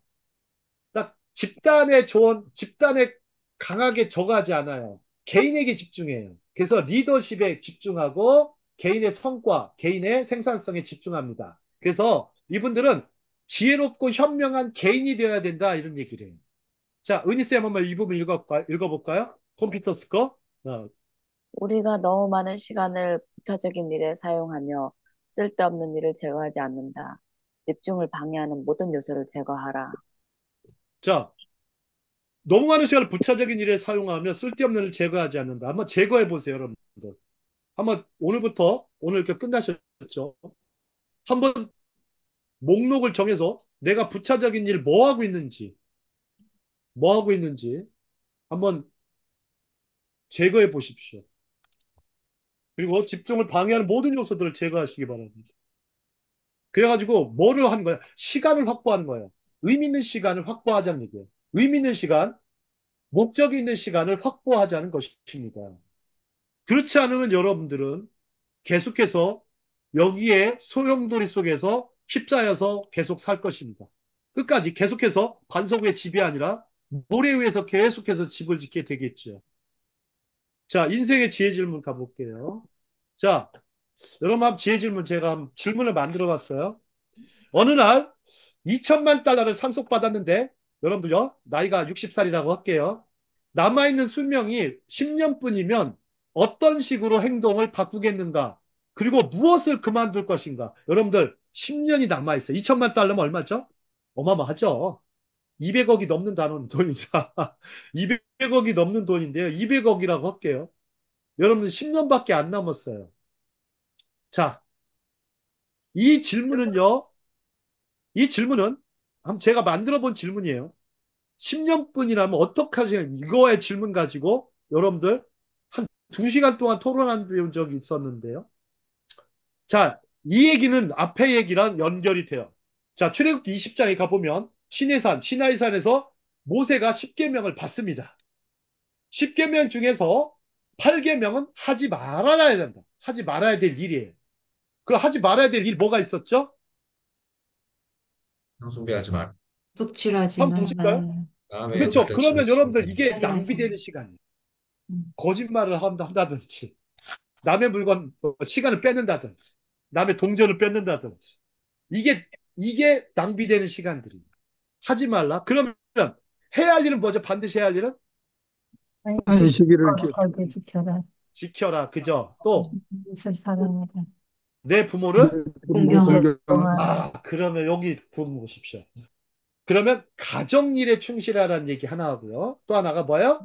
안식일을 준수하라. 여기가 있고요. 그러면 여기서 두 가지 해야 할 일. 자, 우상 숭배하지 마라. 이것까지는 아시겠어요. 이런 것들이 다 집중을 방해하고 막는 것들이에요. 자, 그러면 이제 2천만 달러를 상속 받았는데 두 가지 해야 할 일이 뭐에다 집중하셔야 돼? 그러면 이제 열심히 일하고 잘 쉬는 거. 열심히 일하는 거, 지는 거 하나 집중. 그 다음 또 하나. 부모를 공경하는 것도 있고요. 또 하나. 여기는 뭐가 있어요? 이 장소와 부귀를 다 누린다잖아요. 그죠? 여러분, 가정을 돌아보는 삶. 여기에 많은 집중을 하라는 얘기예요.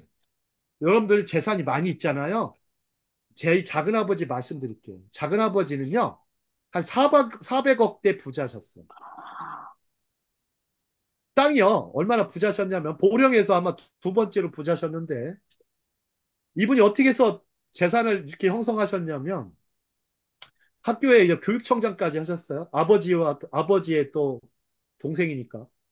근데 이제 어떤 현명한 분의 권유로 그 성수산 자락에 땅을 샀어요. 땅을 한 10만 평 가까이를 샀어요.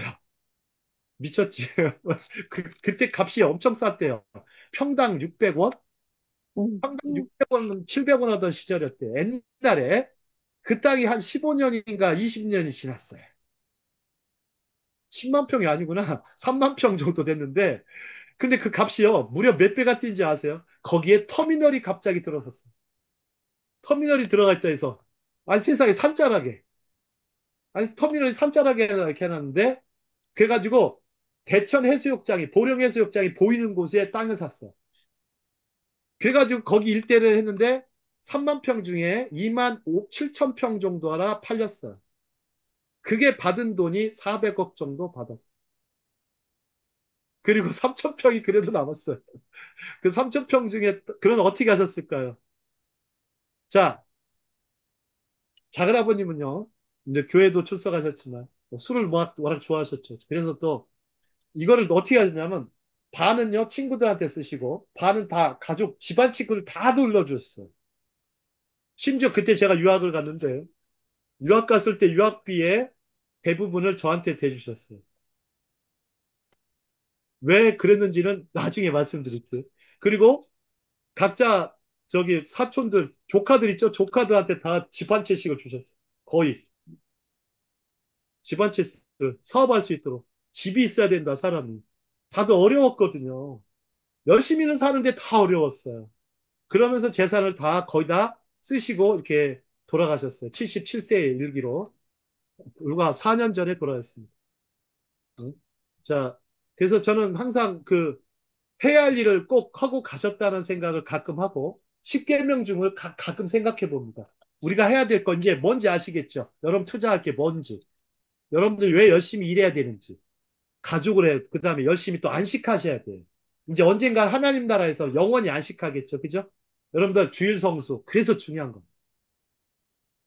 그래서 랍비들이 제일 강조하는 게 뭔지 아세요? 1번이 뭔지 아세요? 지나치게 장사하지 마라. 안식일도 없이.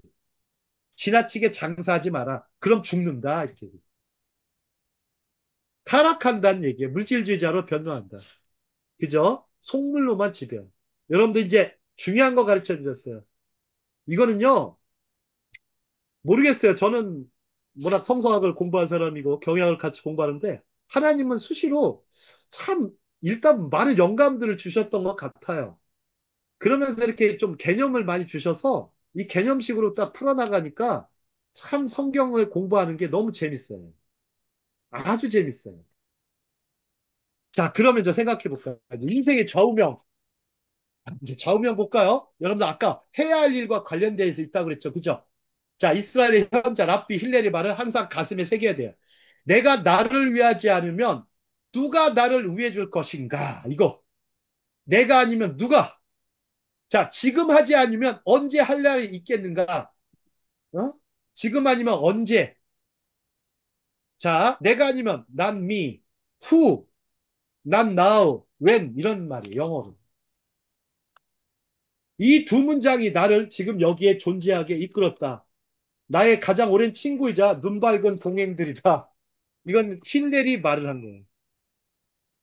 여러분들, 나를 위한 삶을, 여러분들 보세요. 나를 가장 잘하는 사람은 누구죠? 어, 나, 나입니다. 나죠. 그럼 나를 잘 가르칠 수 있는 사람은 나, 나죠. 근데 왜 나를 이렇게, 그래서 나 공부를 제가 첫 시간에 나 공부를 많이 하라는 얘기를 했던 거예요. 그 다음에 지금 하지 않으면 언제 할 것인가? 꼭 미루는 습관 있죠. 그죠? 제가 그런데 지금 아니면 언제 하려고. 제가 뭐 무슨 일 딱 얘기하잖아요. 하면은, 어, 오늘부터 하세요. 이렇게 얘기를 해요, 저는. 오늘부터 하세요. 그러면 뭐 벌써부터 막 당황해. 에이, 아직 뭐, 미뤄도 되지. 근데 3년이 지나도, 10년이 지나도, 끝까지 변하지 않아요. 더 이상 할 말이 없어요. 그 사람들. 음. 그런 분들부터 빨리 끊으세요. 예, 일생에 도움이 안 돼. 왜요? 뭐 나의 조언을 듣지 않으니까 내가 현명한 사람이 말을 듣지 않는데 어떡하겠어요. 여러분들요, 무지라는 것은요, 무지 아시죠? 무지는 언제 끝나는지 아세요? 언제 마칠 수 있을까? 무지는요. 죽을 때 끝나든지, 두 번째, 현자를 만나지 않으면 무지가 끝나지 않아요. 지혜로운 사람을 만나서 조언받고 어드바이스, 멘토링과 상담을 받아서 그래야 끝나요. 아시겠어요?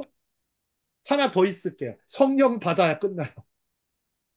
성령 받아야 끝나요. 나의 영적 무지는. 정말입니다. 그래서 어떻게 해야 돼요? 그래서. 자, 여기 히브리어 써 있죠. 자, 힐렐에게서 배우는 비즈니스 지혜. 오늘은 이제 힐렐 것만 가지고 할 건데요. 자, 힐렐한테서 배운다. 자, 한번 볼까요? 우리 영숙연구원 한번 읽어주시죠. 음.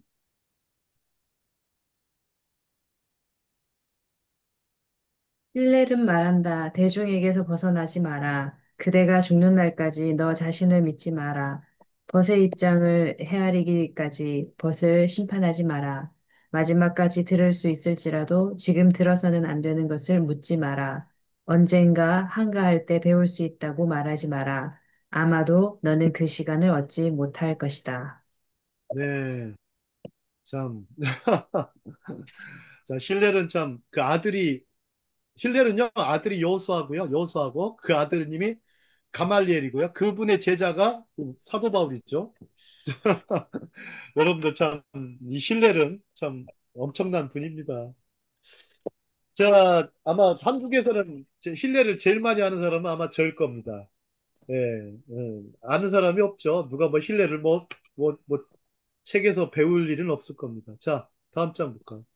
자, 힐렐은 대중에게서 벗어나지 마라. 이게 여러분 대중에서 벗어나지 마라. 아까 상식은 보편적 상식을 지혜라고 그랬죠. 그죠?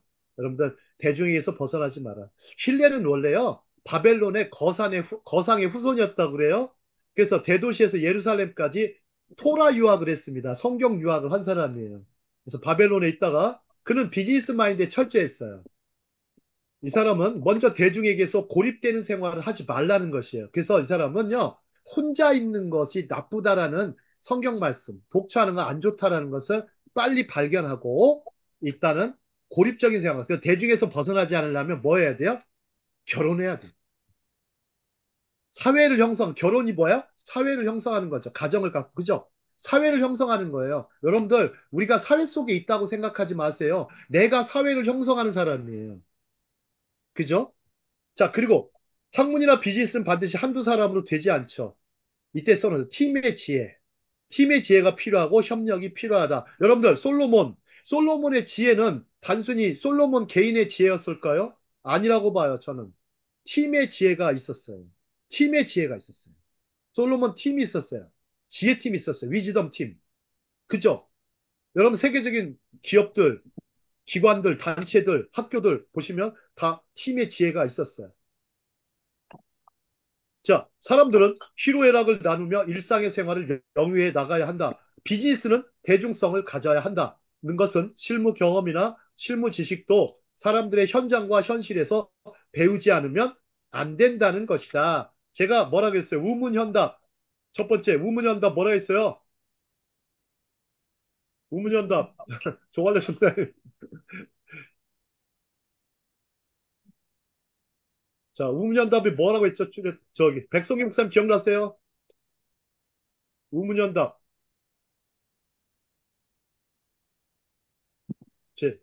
자, 또 기억나시는 분들 없나 보네. 자, 우리들의 문제는 현장에 현장, 있다.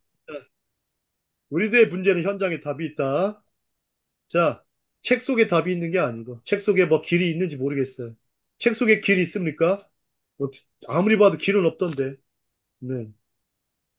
책 속에는 글이 있죠. 글이 있는 게 아니고. 정말이에요. 길은요, 내가 되는 거예요. 내가 길이어야 되는 거예요. 여러분들요, 산길을 계속 걸어가 보십시오.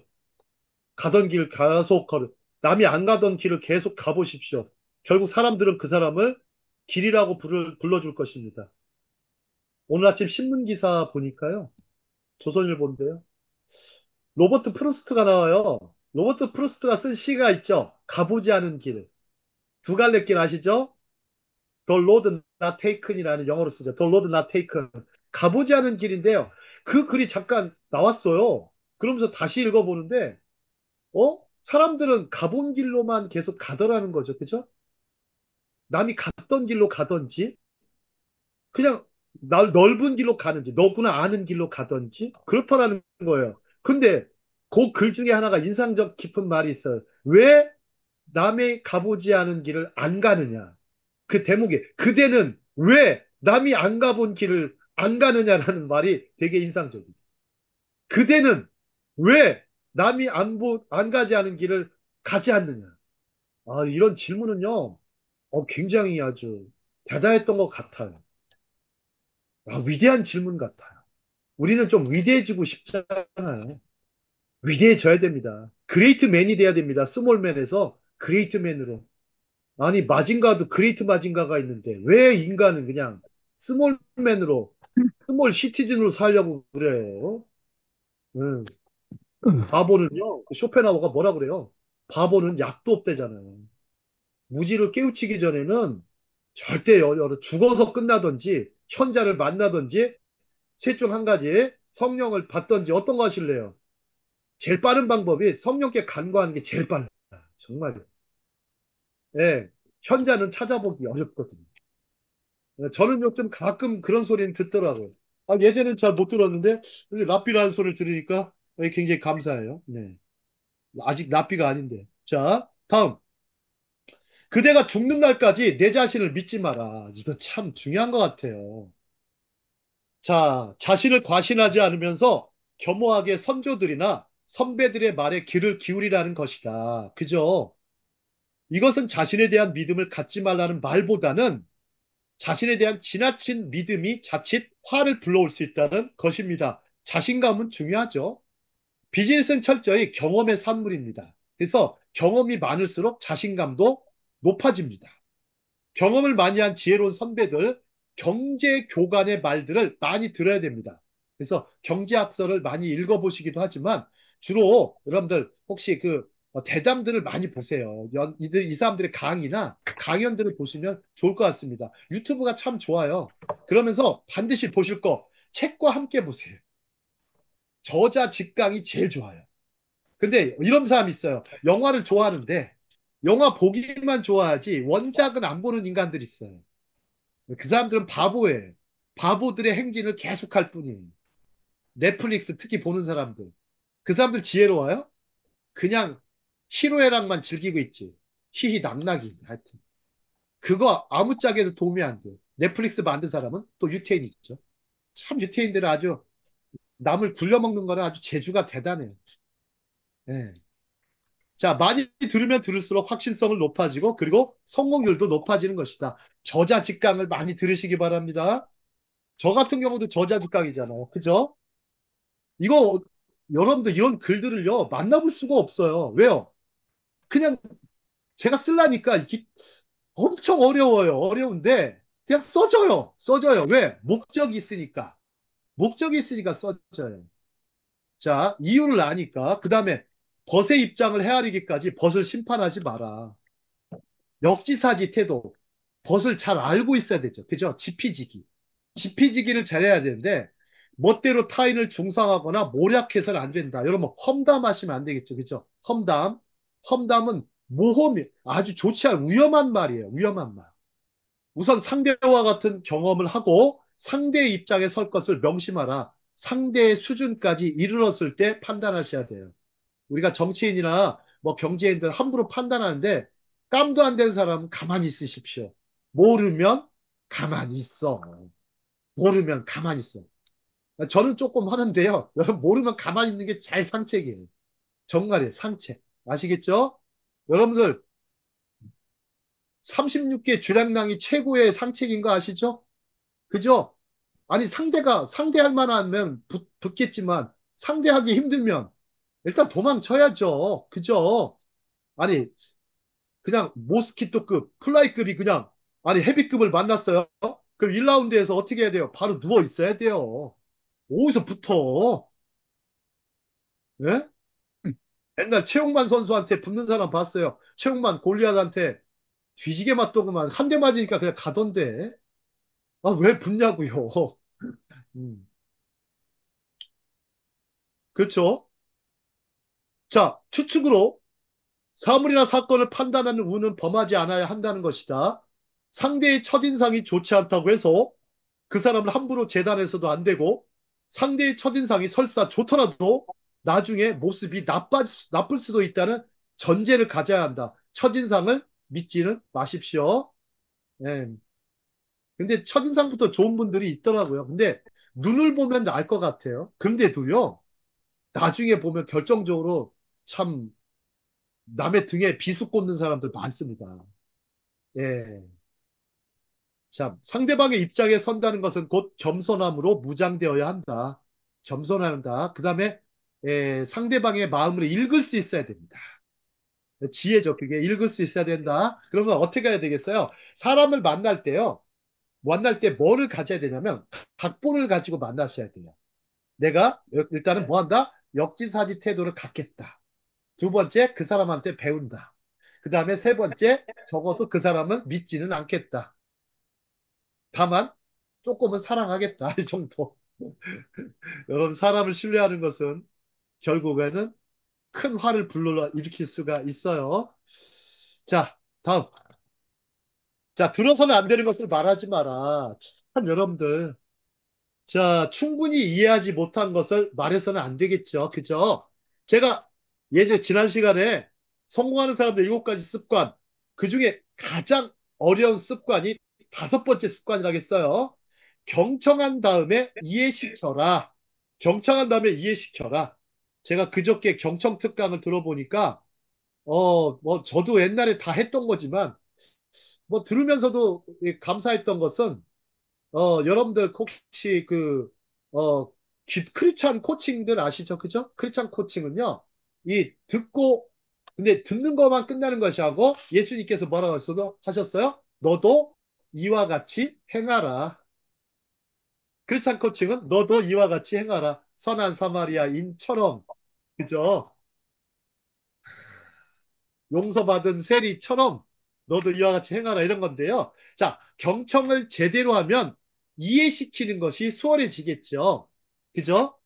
자, 그 경청은요, 그 사람의 말을요, 잘 해석도 해야 되고요.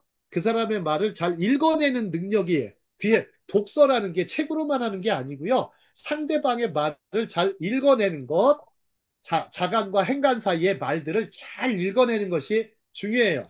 그런데 일천한 지식으로 사람들을 가르치고 다그치고 싶은 것이 인간 본성입니다.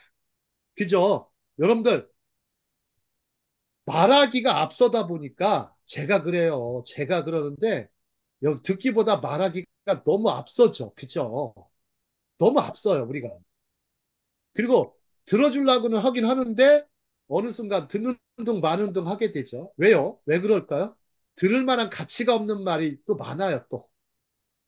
그죠? 근데 이런 경우가 있어요.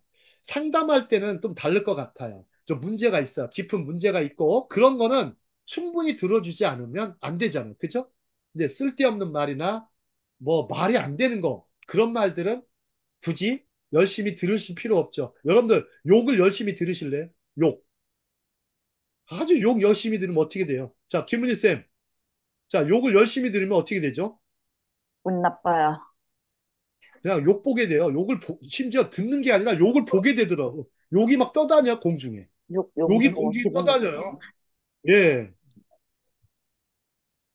맨날 떠다녀요. 저 교회 가면 그런 분이 있어요. 참 욕 잘하시는 분이 있는데, 이분은 뭐 툭 하면 욕이에요, 욕. 어, 아주 욕이 다니더라고. 음, 어, 제가 뭐라고 했을까요, 그분한테? 음, 그냥 나가 죽으라고 그랬어요, 그냥. 왜 살아요? 그냥 나가 죽어요. 그랬더니. 저는 이제 말을 꼭 그렇게 해요. 재밌죠, 그러면. 자, 뭐 회개하라 그러면 기분이 나쁠 거 나가 죽으세요. 왜 그렇게 살아요? 그러면서 이제. 자, 남을 이해한다는 것은 최고의 습관 중에 하나입니다. 자, 그렇죠. 이거 중에 여러분 습관 중에 이런 습관이 참 좋은 것 같아요. 남을 이해하는 습관.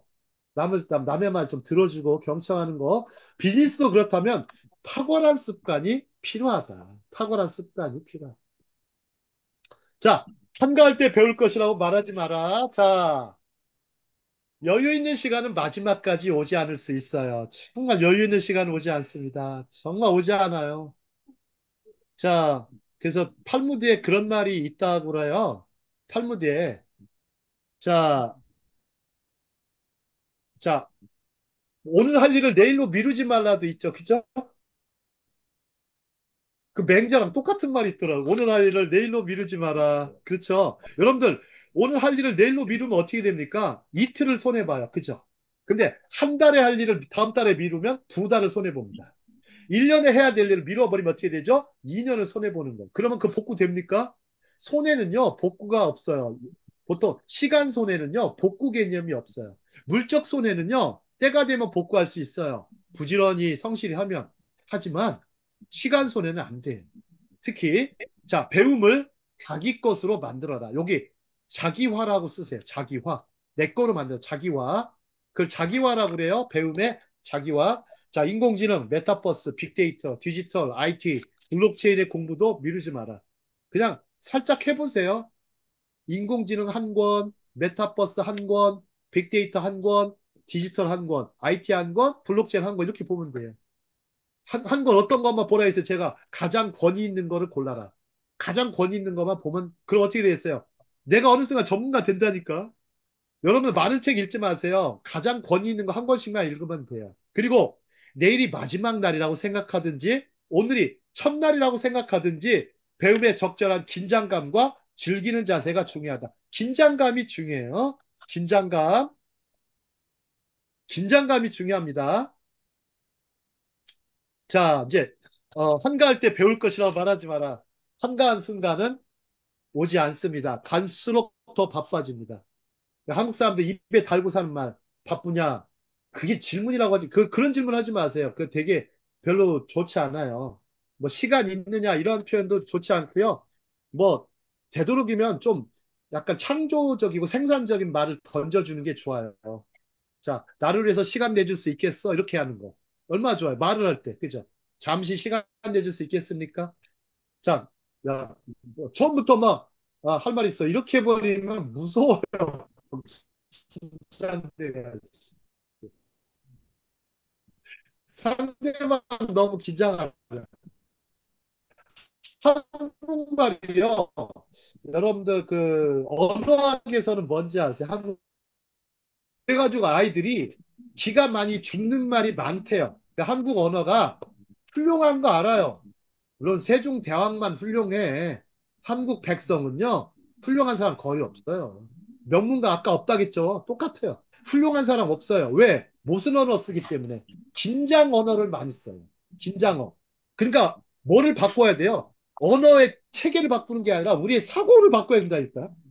내가 왜 그동안 썼던 말이 너무 어떻더라? 비생산적이었고, 파괴적이었고, 상처 주는 것이었고, 부담을 주는 것이었고, 은혜를 주는 것보다 부담을 줘가지고 율법적인 말로 사람들을 얽어매고 또 본인이 똑똑한 척 해가지고 남을 가르치러 들고 그런 말들이 많았다라는 거. 긴장어를 많이 하시지 마시고 오히려 내가 배움에 더 긴장을 하셔서 오른 이렇게 훌륭한 어떤 이 힐렐이 말한 것들을 여러분들 잘 지키시기 바랍니다. 유대인들의요. 유대인들의 기업이나 집을 가보잖아요. 이 힐렐이 말이 걸려 있어요. 집에 걸려 있다. 여러분 말씀을 걸어놓는 것도 좋은데요.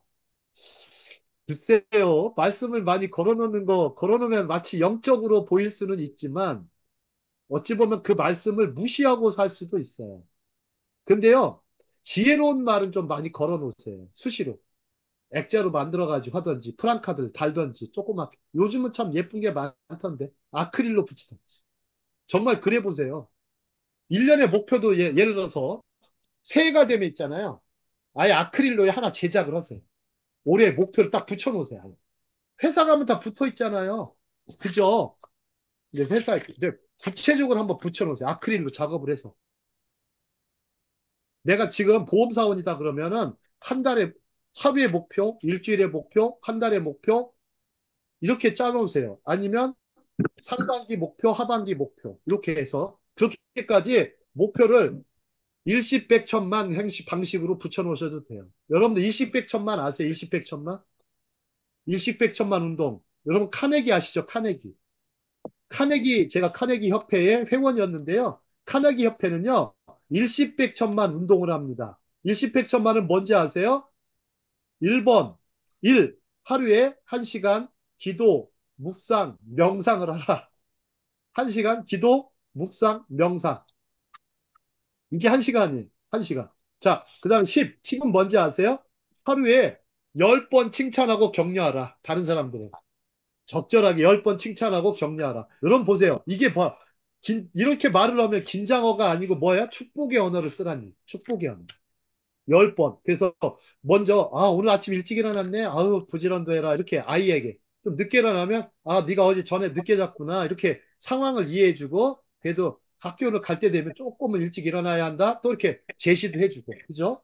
그 다음에 10번째 칭찬해 주는 거 전화상으로 이렇게 아유 오늘은 목소리가 참 좋아 보여요. 옷이 또 멋져 보여요. 그 다음에 또 오늘따라 예뻐 보여요. 잘생겨 보여요. 이렇게 뭐 자기 관심을 잘 보여주면 이렇게 하면요 이 고객들이 너무 좋아해요. 고객들이 예를 들어서 어떤 사람 뭐 양복을 하나 맞췄는데 저는 옛날 영업할 때 어떻게 하는지 아세요? 양복을 하나, 양복이 이거 어디서 맞추셨어요? 저도 한번 사야 되겠어요. 옷이 너무 이게 잘 어울린다고. 모델 하셔도 되겠어요? 그 말 몇 번 했더니 바로 등록. 1,000만 원짜리 장비 팔아주던데. 여러분들요, 칭찬이요. 돈이 가장 안 드는 영업 방법이에요. 최고의. 최고의 세일즈는요, 칭찬부터 있어요. 돈이 하나도 안 들고요. 세금도 안 들어요. 그리고 심지어요, 비전을 심어주면요. 이거는 그 사람 방향을 제시하고 비전을 심어주잖아요. 그럼 어마어마한 돈이 들어와요. 주머니는 그렇게 여는 거예요. 그 다음에 또 하나, 무엇보다 입을 열게 해줘야 돼요. 입을 열게. 그래서 맛있는 거, 정말 할 때, 뭐든지 갈 때요. 저는 영업하러 갈 때 어떻게 하는지 아세요? 맛있는 거 툭딱 사갖고 가요. 오늘은 제가 오늘 먹고 싶은 거였는데, 혹시 아침 안 먹었으면 같이 드실래요? 하면서 다과하는 거, 다과. 사과 깎지 마세요. 그 사과 깎아봐야 되게 힘들어요.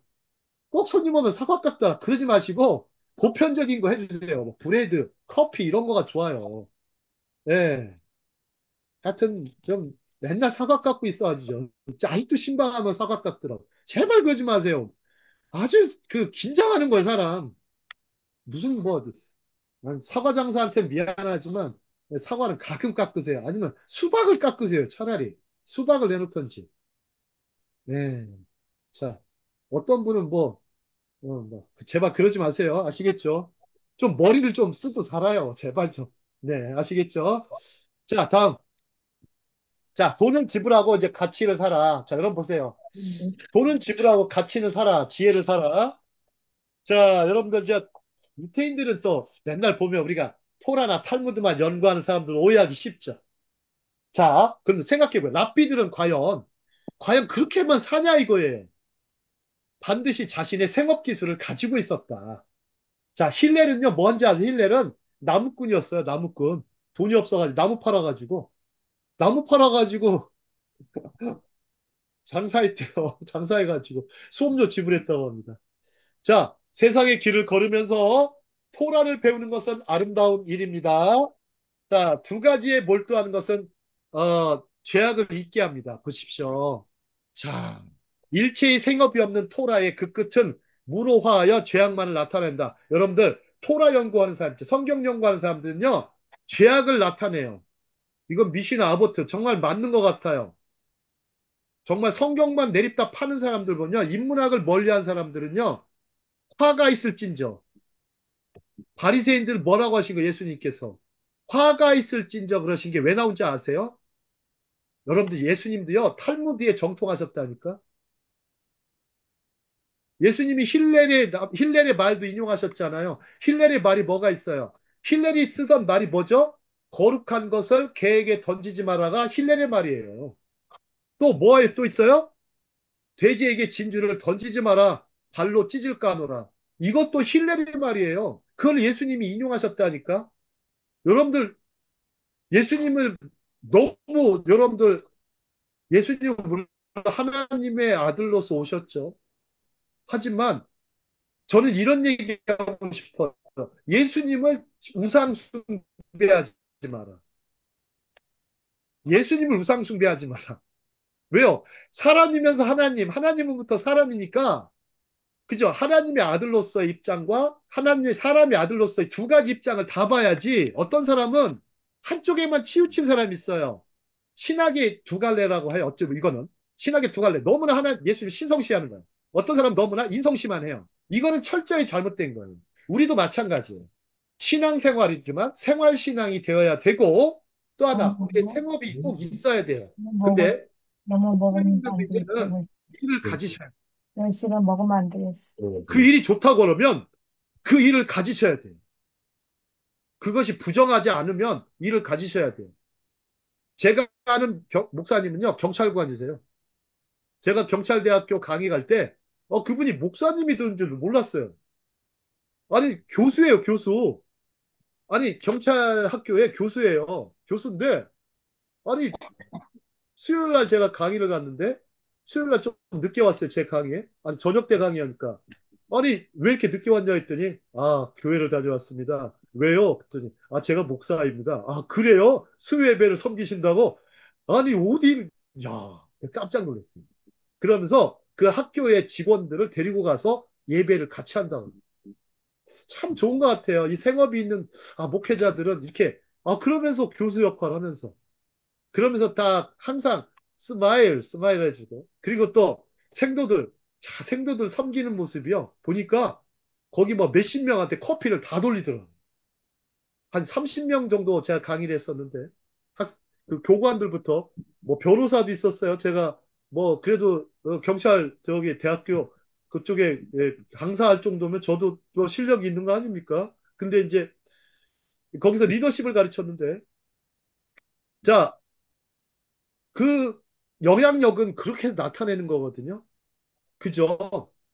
상대방이 긴장하지 않을 것 같아. 제가 목사라고 이렇게 하면 긴장부터 하죠. 나를 죄인으로 생각하겠구나. 그래서 물론 그것도 필요하고요. 두 가지 이렇게 갖고 가면요. 안심합니다. 정말 안심해요. 그래서 랍비들은 존경받는 사람들이 된 거죠. 예. 제가 하는 일이 두 가지잖아요. 신학도 하고, 이렇게 또 직업도 가져가지고 하는데. 자, 이 말은 성서 연구는 고귀한 행위이지만, 보실까요? 자활할 수 없는데, 성서 연구를 몰두하는 것은 장려하지 않는다는 것입니다. 이들은 처자식을 잘 먹여 살리는 일은 성자보다 위대하다라고 말했어요. 처자식을 먹여 살리는 사람들. 자, 손에 노동이나 직업이 있는 사람은 타인의 도움으로, 즉, 여기 회사네요. 생활하는 종교가보다 위대하다라고 단언했습니다. 정말입니다. 그래서 랍비 세계는요, 메모해놓으세요. 랍비 세계는 타락이 없어요. 신기합니다. 생활 윤리와 생활 신앙이 다 같이 갖고 있어서 그래요. 그리고 랍비가 안수를 받으려면 어마어마한 코스를 거쳐서 검증을 거쳐서 랍비가 됩니다. 그렇지 않으면 세우지 않아요. 왜요? 잘못 세웠다가 그 지도자의 악영향이 너무 크기 때문이죠. 선한 영향력은 빨리 나타나지 않아요. 악영향은 너무나 빨리 나타납니다. 그렇기 때문에 랍비를 하나 세우는 것도 신중에 신중을 기해서 안수하고 안수합니다. 랍비가 되는 첫 번째 길은요, 탈무드 한 권을 마스터해야 됩니다. 근데 우리나라에는 한 명의 랍비가 존재하죠. 한 명밖에 없어요. 자, 그레이트 시나고그. 미국 뉴욕의 그레이트 시나고그의 여성 랍비만 한 명 존재합니다. 한국은 받으려고 노력한 사람들이 있지만 한 명도 될 수가 없었어요. 왜요? 자활하려고 안 해. 그거 배워가지고 그냥 써먹으려고만 했지 자활하려고 안 하니까. 목회자들이 뭐 신학하신 분이 수없이 많이 도전했는데 단 한 명도 받지를 못했어요. 뭐 저도 뭐 받을 생각은 없고요. 뭐 남도 못 받았는데 저도 못 받았겠죠. 못 받겠죠. 예, 저보다 걸출한 사람이 많아서. 자, 자 그러면 이제는 여러분들 돈을 지불하라는 말 썼고 가치를 사라 두 가지. 이제는 자 하나만 더 보겠습니다. 지식과 지혜는 뭐다? 축적이다. 자, 여러분들 어느 에세이를 제가 썼는데요. 제가 이제 며칠 전에 어디다 글을 올렸는데. 자, 인생을 낭비하는 가장 큰 이유. 여러분들 낭비를 많이 한다고 그랬잖아요. 소모되는 시간이 많다고 했잖아요. 이게 뭔지 딱 봤더니 제가 딱 보니까 낭비하는 가장 큰 이유는 버텨야 할 때 관두고 관두어야 할 때 버티는 거예요. 아니, 그만둬야 되는데 계속해. 계속 버텨. 이러면서 낭비가 됩니다. 지식과 지혜는 그 판단을 돕기 위해 축적하는 것이다. 그래서 제가 아까 얘기했던 왜 배움이 중요한 것인지. 지식과 지혜는 절대 DNA가 아니라 축적이다. 여러분들 가끔 보면 DNA 얘기하는데 유전적 요소가 있나요? 지식과 지혜에? 철저히 환경 아닙니까? 그렇지 않아요? 네. 교육 환경 아니에요? 또 그런 풍토, 분위기 아닙니까? 그런 문화에서 나오지 않아요? 아, 유대인들의 머리는 그렇게 좋습니까? 세계 IQ 지도상으로는 유대인들의 머리는 세계 47위입니다. 세계 47위. 한국이 1위입니다. 한국이 1위니까 자꾸 DNA 얘기하는 것 같아요. 한국 사람들 머리가 그렇게 좋대요. 근데 좋은 머리를 어떻게 써요? 악하게, 나쁘게 쓰는 사람이 너무나 많아요. 그리고 고정된 사고방식으로 살아요. 픽스드 아이디어. 그 다음에 성장 마인드셋이 거의 없어요. 그리고 학교에 공부라는 것은 25살 이후로 다 끝나요. 오로지 물적 추구에만 신경을 쓰죠. 자, 보면 인적 재산이나 지적 재산에 대한 이런 것들에 대해서는 너무나 등한시하죠. 우선순위가, 여러분 그러면 우선순위가 어디에 있었어요? 첫째, 사람이에요, 사람. 사람이 우선이에요. 두 번째가 뭐예요? 지식이 우선이에요. 지식과 지혜. 세 번째가 그때가 돈이에요. 돈과 그렇게 되는 거죠. 여러분 돈보다 명예를 더 추구해야 되겠죠?